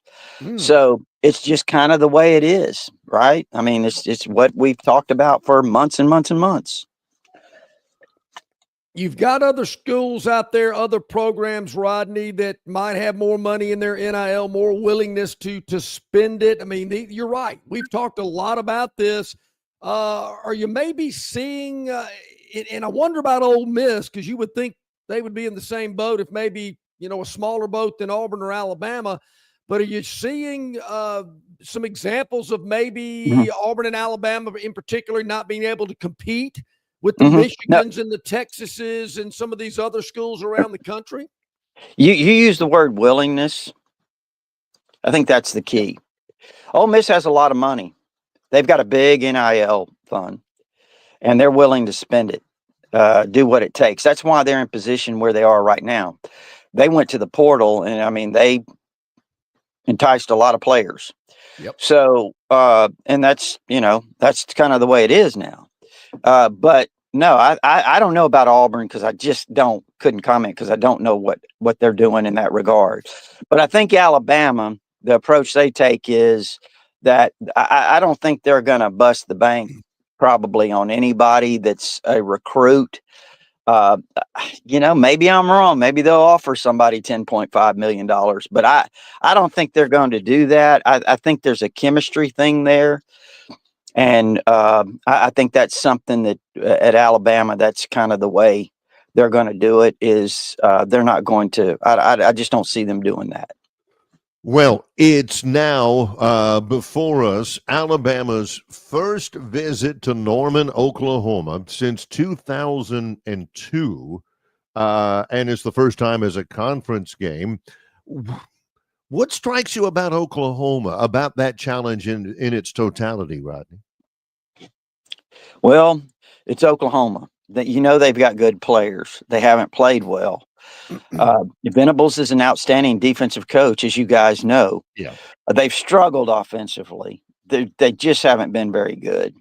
And I do believe the quarterback Jackson Arnold, who's back in playing now, they inserted Hawkins for a while, the freshman, who did a nice job, for true freshman. He's a runner, but they're good defensively. I mean, I thought they beat Auburn basically on defense, with making plays, the interception return, and all that. So they're good defensively. They do give up some yards in the air. But I think the quarterback, Jackson Arnold's a very talented kid. They're just not very good offensively for whatever reason. Didn't they fire their offensive coordinator like in the middle of the, yes. Yeah. They're in the market now. There you go. There you go. And by the way, well, if we can have a little speculation here, rumors. There is a rumor that Venables may go after Dan Mullen again. Apparently he went after him last year after Levy went to Mississippi State. Obviously, I don't keep up with Oklahoma that much, but that's one name that's being tossed around out there. But with all that said, is for this weekend, I really think it's the same thing we've talked about week in and week out. If Alabama will play clean football, not beat themselves, they should win this game. They're the better overall team. But we don't know how they're going to respond on the road. They did a nice job at LSU, but previous to that, they struggled at Tennessee. But we'll see. We'll see. I think if Alabama plays clean, now think about this too. Alabama in the last 3 games is I think we said this. They've forced 9 turnovers. They've committed none. They've been playing really clean over the last several weeks. In that regard. Yeah, they certainly have. They've cleaned that up. What do you think the big shift was after that loss in Knoxville? I mean, they lost to Vanderbilt. They lost to Tennessee. People were panicking, gnashing their teeth. But since that Tennessee loss, what do you think has been the big difference in this team's improvement? I think, first of all, like we said, let's start with the clean play, not beat yourselves. But I think the one thing that jumped out at me, and John and Barry, this jumped out at me within the first couple of series against Missouri. They were coming off the Tennessee loss, right? Is that right? Was it Missouri after Tennessee? Yeah. All right. Yeah. So here's the thing that jumped out at me was Milroe threw it 45 times at Tennessee. He threw it 26 times against Missouri. He threw it 18 against LSU. He threw it 16 this last game. So I'm trying to say that I think that really jumped out at me in the first couple of series was how they started throwing quick, short passes, predetermined throws. I don't even think it was any reads involved. I mean, it was just, it was predetermined. And so I think that was to get him off on a good start, get him in rhythm, because that's the way he is. He's a rhythm player, and it's confidence. If he gets confident, if his confidence is up, he can be really dangerous. If he gets a little down on himself, it kind of carries over to the next play. So I think doing that, taking some of that passing load off of him and starting to balance things out, run the football more, and also even though his numbers, his carries have been about the same, he's been getting 12, 14 carries. They haven't really increased, but I think some of the runs, they tweak some things in that bye week in the run game that I think really opened some things up. So those are 2 things that really stand out to me. And I think this number 3, I would say something defensively. I just think that maybe the players, the defensive players, are starting to feel more confident and comfortable in understanding this scheme and what they're doing. And I think they probably tweaked some things on that side of the ball as well that have helped them. I think a 9-0 turnover margin plus over the last 3 games is also a big. I don't know which I'm more impressed by. I did not know that until Rodney pointed that out. I don't know that I'm more impressed with the fact that Alabama has forced 9 turnovers or that they haven't turned it over at all in the past 3 games. That's winning football, Rodney. Yeah, boy. One thing that I am a little concerned about, Rodney, in hearing you give us those statistics of Jalen Milroe's passing attempts, I got to think defenses know that. And Oklahoma's a really good defense. You got to think they're going to challenge Alabama's running attack. They're going to challenge Milroe's ability to run, force him to throw the football. I think you're going to see defenses do that over the next couple of weeks. It starts Saturday night in Norman. I'm sure Auburn's probably thinking the same thing when they come to Tuscaloosa. And, from that point on, if they make it to postseason, I think they're going to have to get that passing game a little bit more a part of their offense if they're going to really have a long run in the postseason. Agree. He has gotten better. He's been a long ball thrower. I mean, but he's gotten better at the short, quick throws. Okay. He's gotten better at some of the intermediate throws. He's gained some confidence there, and he's been off a little bit on the deep throws. It's kind of, LSU, he missed a couple. He missed a couple here in this last game. You remember he missed Caleb Odom open for a touchdown. He missed Robbie Oots open for a touchdown. Even though he did connect with Oots down the field, but he's missed a few over the last few weeks. But I would say this, if he can start to tie those things together, he hits some deep balls like against Oklahoma. If he hits a deep ball or 2, then all of a sudden that defense gets a little bit, they're on the heels a little bit. And I think then that opens up other opportunities with them in the run game with Milroe running the ball. So I think if Alabama can tie some of this stuff together, then I think they could be really explosive. And, we'll just see. But you're 100% right. I think the defenses are going to continue to try to make him into a passer. Barry, Final can I question. get a judgment, a ruling from you, Barry? Is 100% right the same as that's a great question? No, because you've been 100% right before without asking the question. So that's kind of a generalized thing. Rodney, maybe it's because I'm getting older, and it's one of these old crotchety kind of things.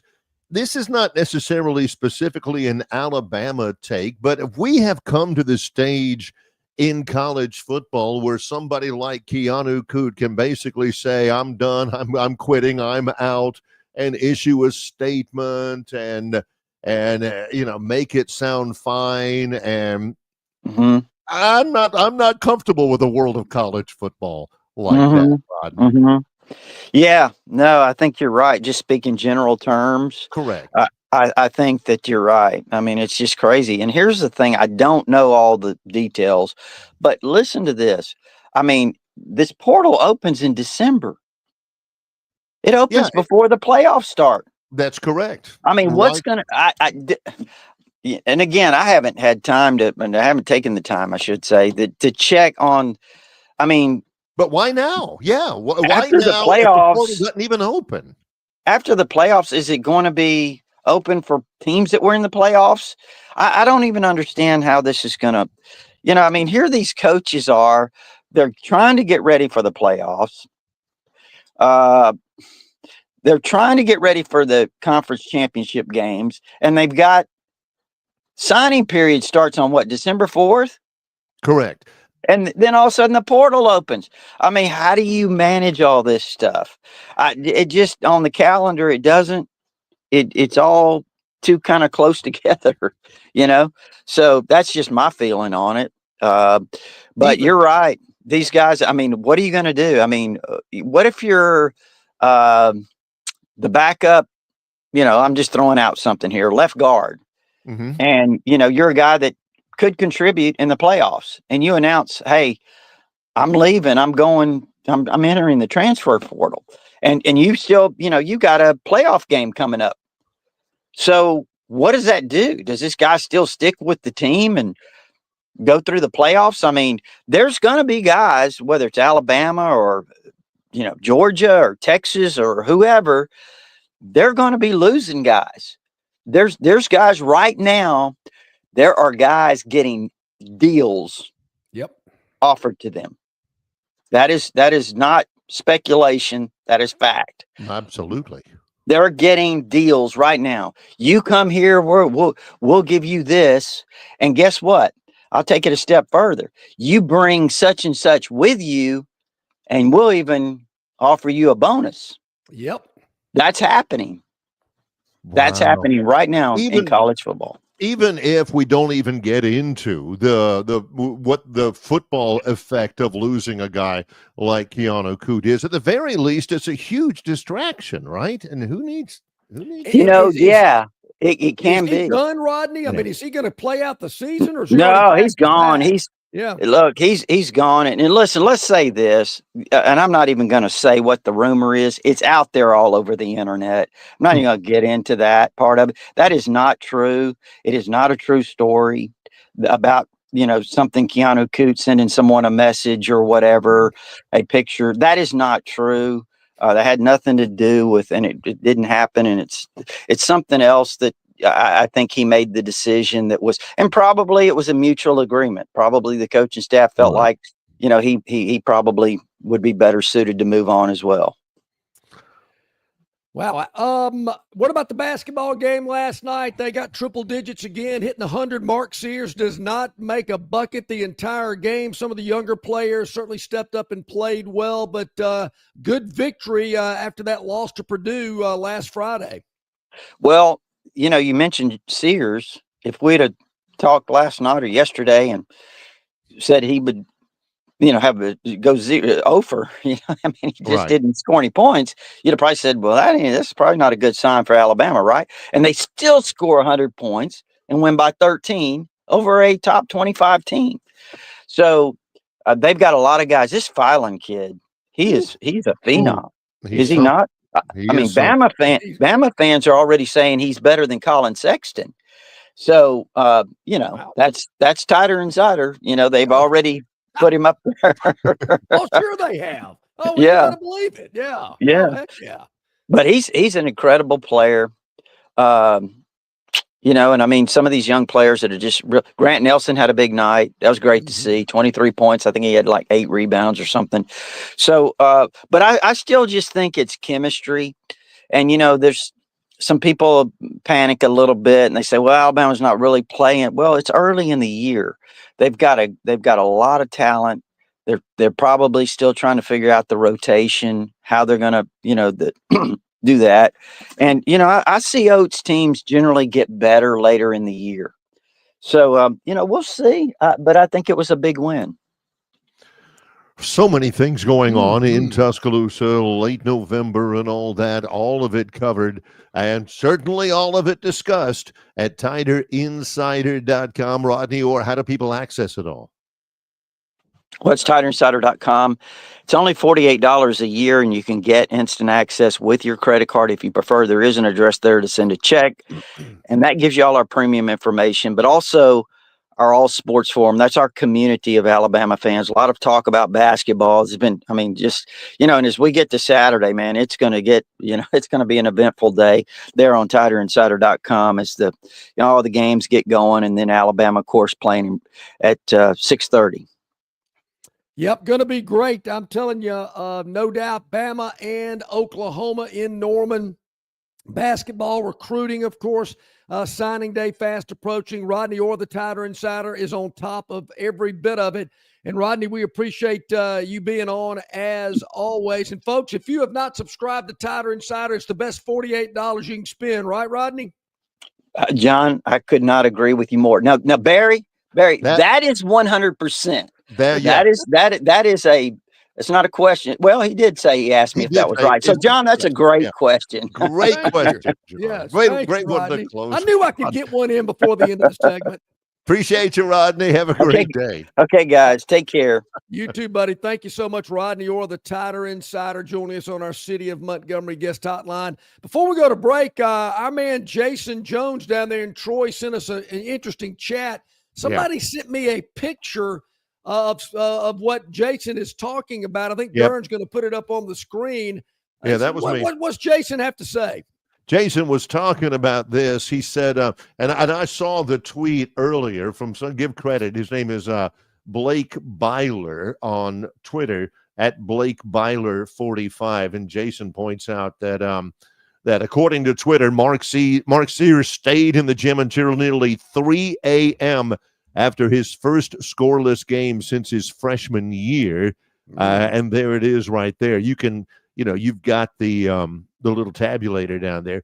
669 total shots, 532 made shots, and right at the bottom, that's 80% for him. And hey, how long would it take you to attempt 669 shots?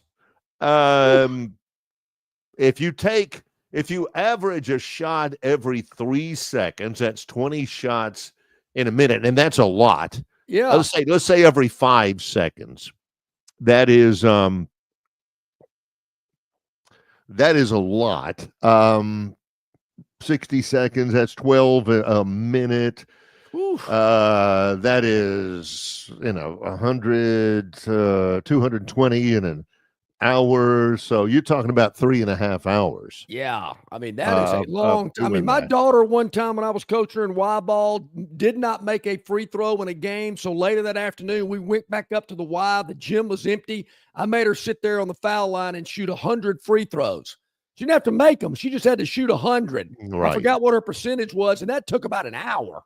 I'm thinking, let's go. Speed this thing up. So there you go. That's again, that's if he doesn't stop, if he puts up a shot every 5 seconds for 3 hours. Yikes. And the post by Blake Byler, the tweet says Mark Sears is in the gym. And somebody had reposted it and said, That's why he's one of the best. Well, that was Brian Pasek, the color Yep. analyst for the radio network, is one of the best players in program history for a reason. Let's take That's a break impressive. right here. Yep. Ooh, Hey, that's baby, when about we half. get back, CJ Duncan's going to join us from Yellowhammer Sports. I think he's loaded up, ready to go. We'll get to CJ after the break. And don't forget, don't worry, Chris the Bammer, the Victorland 777 topic wheel is coming up as well in the next half hour. We get a little bit behind schedule because Rodney took up half the hour. It's Longshore and McKnight in association with Yellowhammer News presented by Bud Light. Located just 8 miles north of Alabama's state capital, Capitol Hill features 3 18-hole championship courses.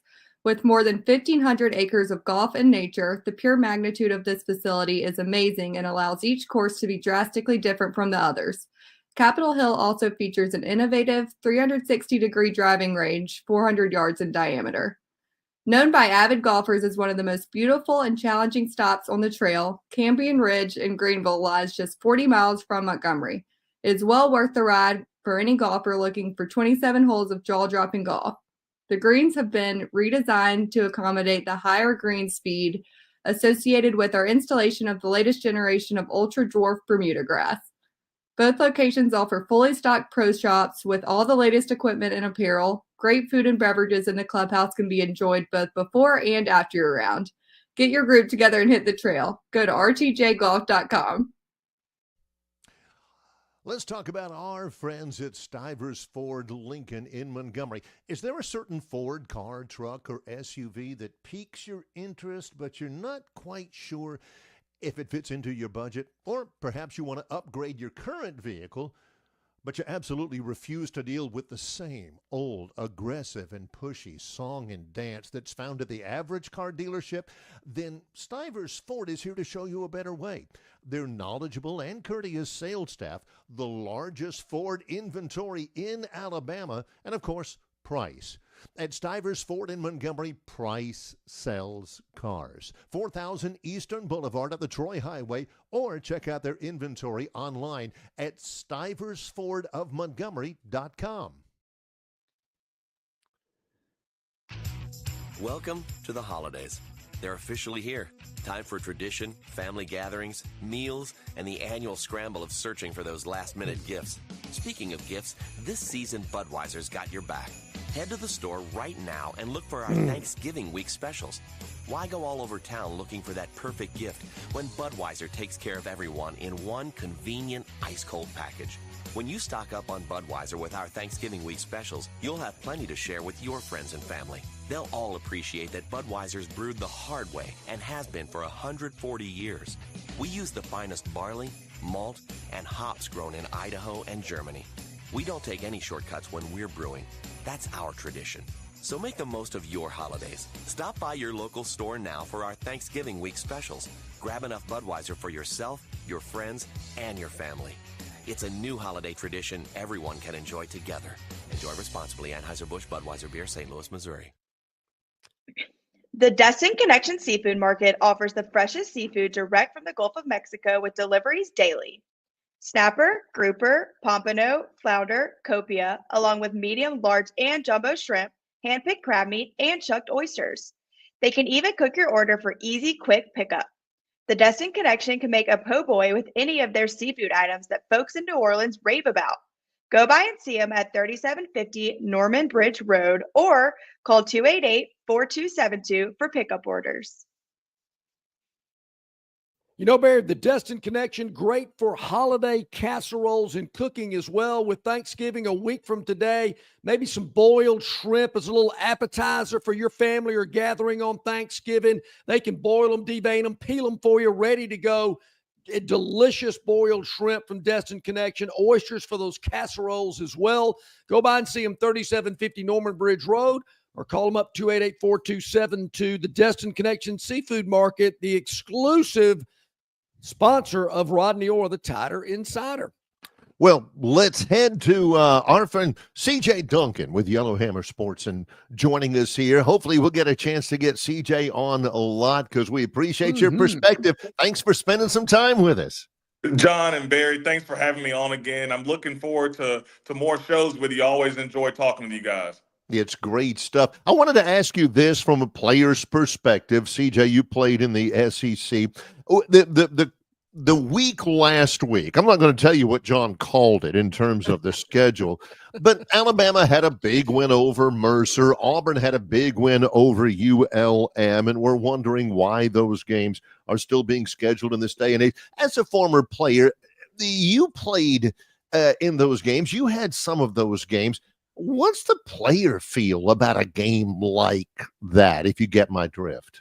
Of course. So it depends on what kind of player you are, right? I mean, some players will go in it sleepwalking and take that team for granted, honestly. But for someone like myself, and I believe at some of these bigger universities like Alabama and Auburn, you use it as a game to one. You want to get a little bit healthier than you have been in the previous gauntlet of games that you've played in the SEC, but also you want to maybe build up some confidence too. Maybe there's a couple routes that you haven't been as confident with in the past, that haven't worked in previous games. Now you're kind of working on the details of that, knowing that you may be going against lesser talent. You're working on that chemistry. You're working on some of the details of your particular position. And hopefully, once you get it down once or twice in those big games, you see the ball fall in your hands and maybe score a touchdown off of it. It'll help you going into that next game. So, you don't want to disrespect your opponent. Always respect your opponents, but there are some things that you can work on in a game like that that can give you a little bit more confidence going into that next big game in the SEC. CJ, specifically, I wanted to get your thoughts about your alma mater, Vanderbilt, traveling down to Baton Rouge. We know what's been going on with the Bengal Tigers. It's not good. Their fans are unhappy. The players and the coaches are screaming at one another on the sidelines. Vanderbilt comes into Tiger Stadium for a night game Saturday, only about a touchdown underdog here. And we've seen what Vanderbilt has already done on the road this season in the conference, heck, at home as well. They're not afraid of these big boys. What about Saturday night, Vandy at LSU? You know what? I'm looking forward to it. Like I said before, you have to respect your opponent, especially going down into Death Valley. It's going to be a hostile environment, but I do think that we're ready for it. A lot of things that I've been seeing out of LSU lately kind of play to what we're good at as well. We have an exceptional tight end. Our quarterback runs the ball really well, and those are two things that LSU has struggled mightily with this season. And then there's a little history there. A.J. Swan, who left us, we wish the best for him, is also the backup quarterback for LSU. So we're going to be playing with a little chip on our shoulders, and hopefully those pass rushers can also pin their ears back once we get an early lead. Let's talk a little bit about maybe the matchup in Auburn between Auburn. When Texas A&M comes to Auburn, I'm having a hard time getting a read on Texas A&M. Pardon the pun. That's their quarterback's name. They're 8-2, but you still get a sense that they've got a little bit more that they're not showing. They've got a lot more potential than maybe even 8-2. Do you see that from the Aggies? Sure. Well, when you change quarterbacks, you're almost a completely different team as well, right? And so we've seen one version of them, and now we're seeing the next version of them. And you still got to work out kinks when the new quarterback comes into play. And they've got a lot on the line coming up into this Auburn game, and so you're going to see them with a certain level of focus that it's going to take to win this game. Auburn struggles with the dual threat quarterback as well, so. I do see A&M, kind of peaking at the right time. It's kind of like South Carolina. South Carolina, if they didn't lose as many games toward the beginning of the season, we may be looking at them in a different light as well. I mean, they are a very good football team right now with a solid run game, and the run game travels. And so it's going to be a tough task for Auburn this weekend, knowing that A&M is kind of peaking at the right time.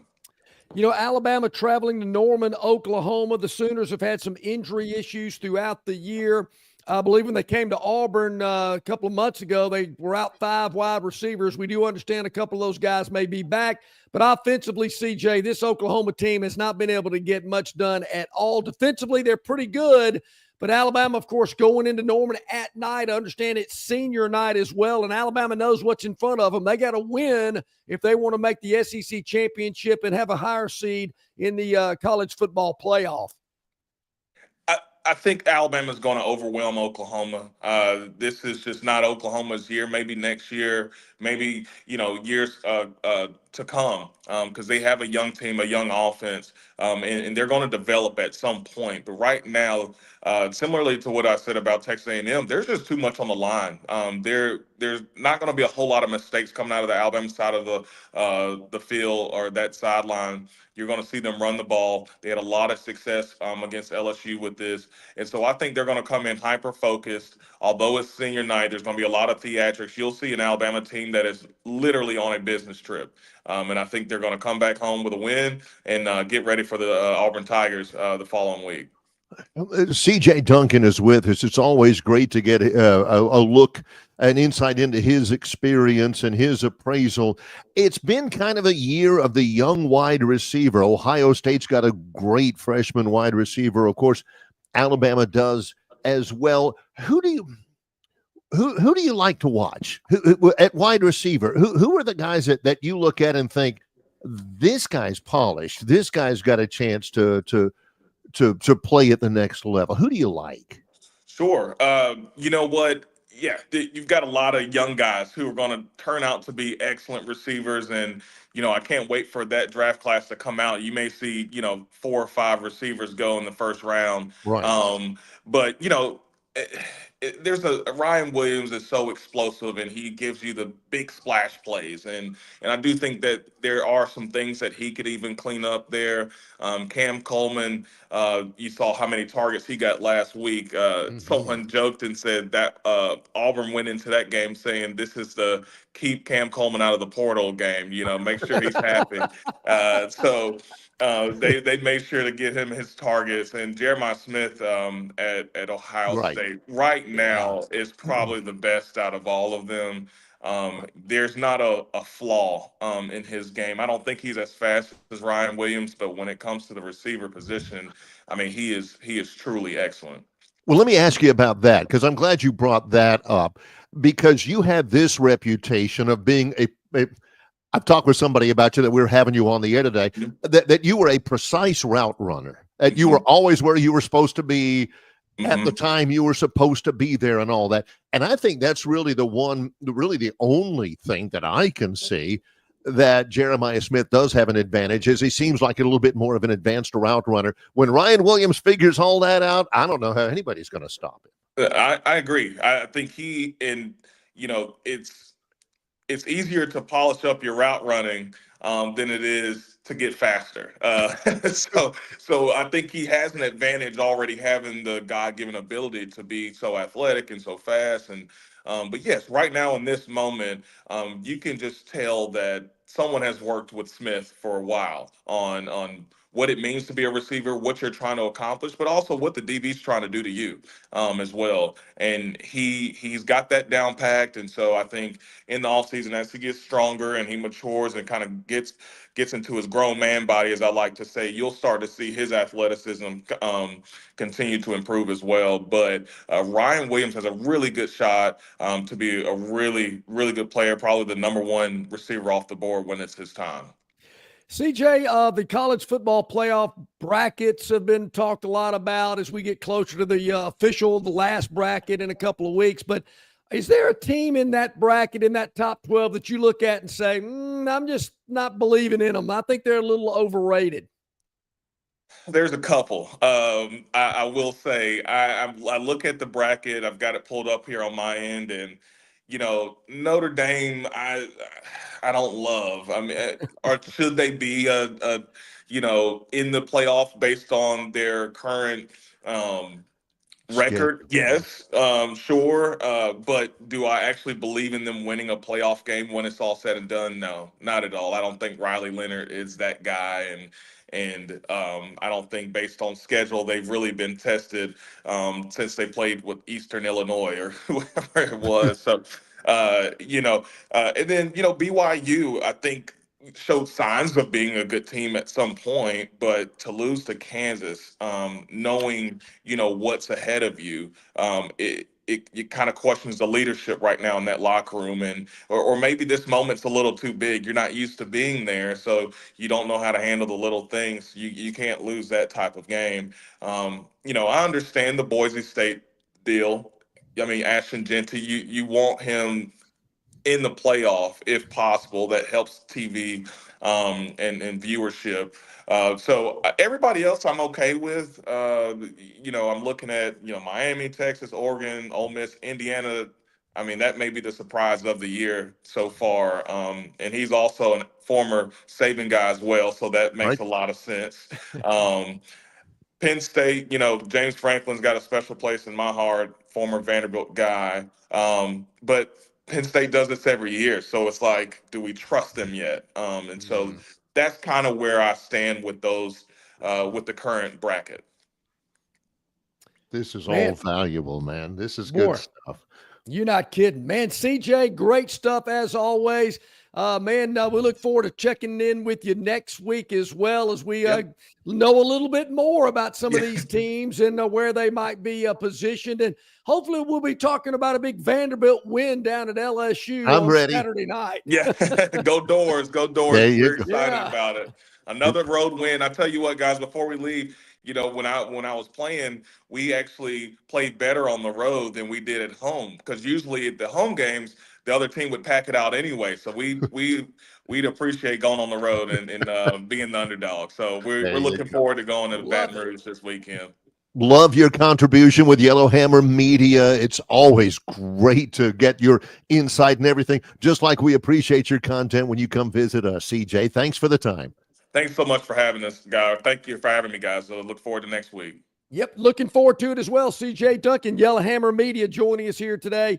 Really appreciate that. Hey, Barry, before we get to the wheel, I got to give credit where credit's due.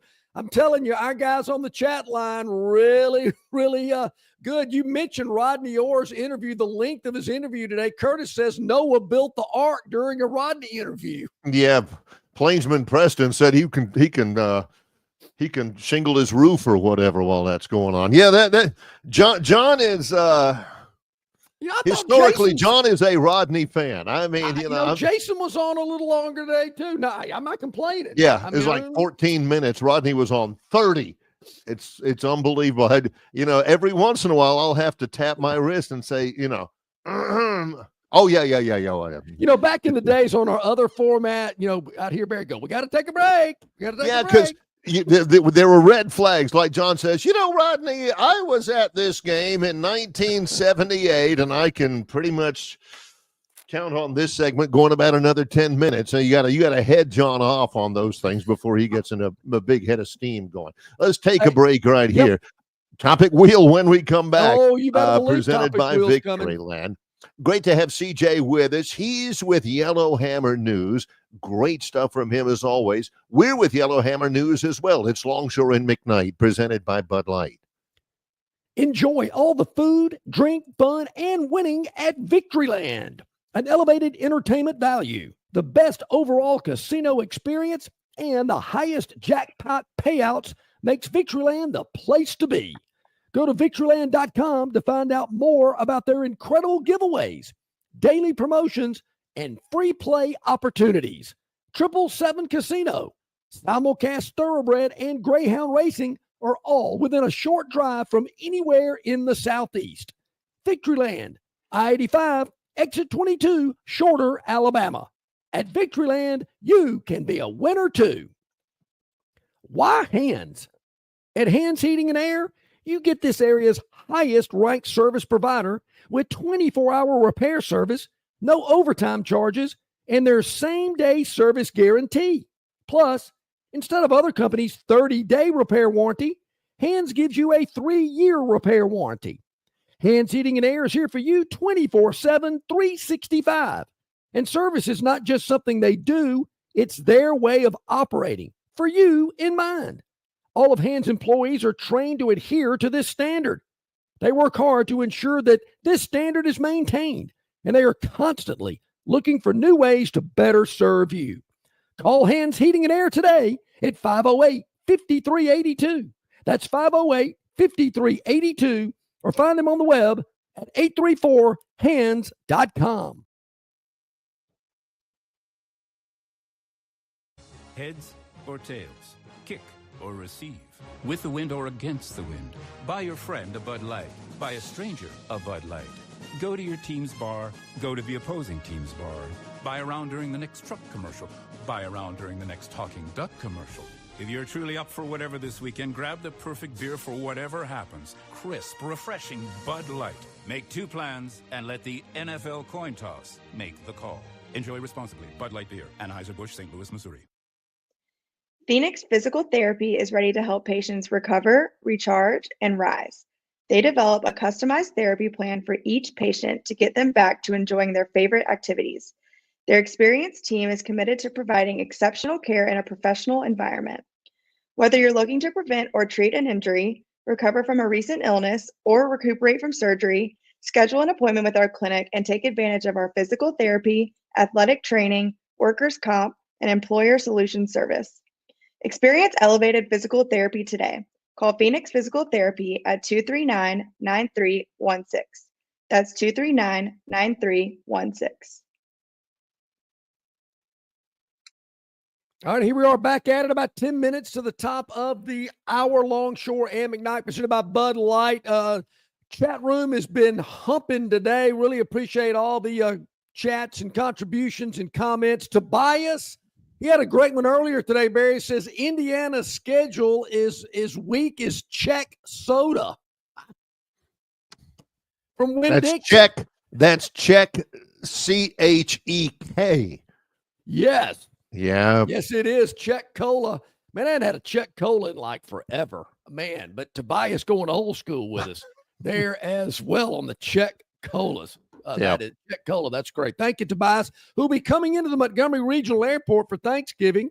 He let us know that as well, coming to visit the family here in Central Alabama. So have safe travels there, Tobias. As a matter of fact, we'll be out at the Montgomery Regional Airport in a couple of weeks, broadcasting this very program there from the terminal. So we're looking forward to being out there with our friends at MGM. I know Marianne from Mark Reed's Exquisite Jewelry is going to join us here momentarily. You know, Barry, the big pre-Thanksgiving blowout is going on right now. I've heard so many people talk about it. Yeah, that's it. I mean, I'm telling you, it is amazing what is going on through the entire month of November, through the remainder of November. And why should we talk about it when Marianne is here to tell us all about what's going on during the pre-Thanksgiving blowout at Mark Reed's? Hello, Marianne. How you doing? Hey, guys. I'm doing good. Obviously, I'm not in Mark Reed's, but, you know, sometimes traffic just gets you. So I'm not driving C. Nothing's going around. So safety first. But, yes, something that will keep you safe over the holiday season is to make sure you stop in at Mark Reed's. We have an amazing stock. Hopefully you guys have been talking about it. I know with Thanksgiving you think about doorbusters or the big box stores.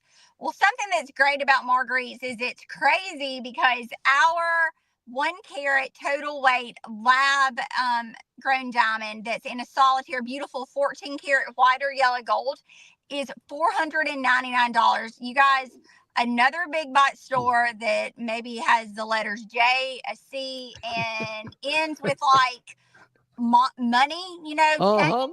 Theirs is $699 and it comes in 10 karat gold. So how about a fine jewelry store like Mark Reed's? We're beating the big box store prices. So that's just crazy to me, and super thankful that we have great deals as always. So many people have come in for the baby cross necklace, which I have, and I think women in your families have them too, guys, for $299, 14 karat white or yellow gold. Every price in our cases, even if it's not on the handout or the flyer, the mailer that Lyle sent, that Barry, you were just holding up. Exactly. Yeah, got mine too. Yeah, John, yes. Everybody gets one. We've had people coming in with in your hand, but 60% off all diamonds in-house. And gosh, we're even ordering some for some people too. And every piece of jewelry has an amazing price. And sometimes I'm just laughing and I kind of want to like give Lyle a little rib in the shoulders because these prices are better than employee prices, guys. So don't think that, you know, we're just saying that. For real, if I would have looked at the prices, I might not have shown this person this piece of jewelry because I might have been carrying it home with me. Yeah. So Marianne, what about Don't laying away for Christmas? It's a great time to do Yes. that. Is that available? 1,000%. It's available. You just put at least 25% down, and then you can pick it up at Christmas. We'll have it wrapped up for you. So even if you don't feel good about like paying all of it right now, or you don't want your wife or your girlfriend or anybody else to know because like they get an alert on the credit card machine when it goes through, we get lots of people that say that. Just come on in. We can do it for you. Lay away till Christmas, and then you'll have it ready for Santa to come. Now, the pre-Thanksgiving blowout, look at the calendar. We're almost to Thanksgiving. We're halfway through the blowout itself. When does it go through, and when are the store hours, Marianne? Sure. It goes through November 30th. So through the month of November, we're open obviously 10 to 5:30, but we're sending some hours if we still have people coming in. I know for sure we've been there at least for 6, oftentimes 6:30. Tomorrow, tomorrow again, 10 to probably around 6. Saturdays will be open at 10, throughout, probably at least until 5:30. And on Sunday, we're open from noon until probably 5, maybe after. So if people are coming in, we're going to keep helping them and making sure that we put a smile on their face. They'll put a smile on your face. I promise you that. It's the pre-Thanksgiving blowout sale going on right now at Marguerite's Exquisite Jewelry, 8163 Vaughn Road in Peppertree. Open 7 days a week. Marianne, thank you so much. You're welcome. I'm headed back to work. Yeah, Awesome. thanks for being with us, Marianne. Take care. All right. Outstanding, man. I'm telling you, Barry, folks, now is the time at Marguerite's. Well, we get this real quick from Dennis Mitchell. He says, is Marianne from Marguerite's single? Marianne's a friend of mine. So is her husband. Yeah, we've spent a good bit of time together down through the years. His name's Dennis, Matt. He's awesome. You got to ask, my man. Dennis, you got to ask. Marianne's a great lady. And she is outstanding. Absolutely the person to talk to about helping you through the jewelry buying process. Yeah. All right, let's see if we can spin that Victorland 777 topic, Will. I know we're kind of pressed for time, but maybe we can get to it and see what we got on it today. Yeah. Let's spin that bad boy. All right. Woo. I think it was Curtis who said we need to get some spin music or something. Yeah, we do need some spin music. Yeah. Ooh, BBG. Barry, we're talking about the 12-team playoff. What's the best non-playoff bowl game? If you're not going to the playoff, what bowl game would you want to go to? In terms of payout, gosh, I'd have to look that up. That one catches me off guard. Payout, I'm just thinking city, history of the game. I mean, I was thinking just off the top of my head, is the Camping World Bowl game in Orlando? Yeah, you can go to Orlando. Whatever the bowl game in San Antonio is. The Hawaii Bowl. I don't know. The Birmingham Bowl was really good. I enjoyed that. If it was me, I'm not advocating, Troy's not bowl eligible and all that. So it's not me advocating anything. To me, the bowl game that I would like to go to just to go to it one day, I don't know why in the world they have bowl games at Fenway Park or Yankee Stadium or Boise. It's cold up there. Detroit, all those. Give me the I just had it. Give me the Las Vegas Bowl. That's not a bad one. Yeah, I don't even know who the tie-ins are, but it's on the Friday after Christmas. Yep. Which is the 27th. It's at Allegiant Stadium that I'd like to go to. I'm not a Vegas guy. I don't bet. There's a lot of great buffets you can go see. That's what I'm talking about. Go to Hoover Dam and see that. Go to the wax museums. Now, the thing about the Hoover Dam, somebody told me that before. If you go to Vegas, you got to. It's just a dam, right? You can see a dam in Prattville, if I'm not mistaken. I have flown over the Hoover Dam on approach into Vegas. It's amazing. Looking at it from an airplane and you're flying, because you're not far from it in Vegas, it's spectacular. It really is. It's pretty good. Barry, if I'm not mistaken, the SEC has a tie-in with the Vegas Bowl. I should know that. I think there's a tie-in with that bowl. It's the SRS Distribution Las Vegas Bowl. I'm looking on their website trying to. Yeah, it's the SEC versus the Pac-12. Oh, see? No, I'm not sure. Is there a Pac-12? Washington State and Oregon State, maybe. That's it. I don't know. But anyway, that would be mine. So that best bowl game would be. I'd like to go. And I think to the Vegas. Alamo Bowl. There seems to be a big crowd at that game every year. That's a good call. Alamo Bowl is. I love San Antonio. It's a beautiful town. I've jogged outside the Alamo Bowl. It's not all that big. That's a good one. I like that one. Yeah. All right, Gern, let's keep the rest of these topics for tomorrow because they're still relevant for tomorrow's program as well. Make sure Robbie says. We just had a hard time.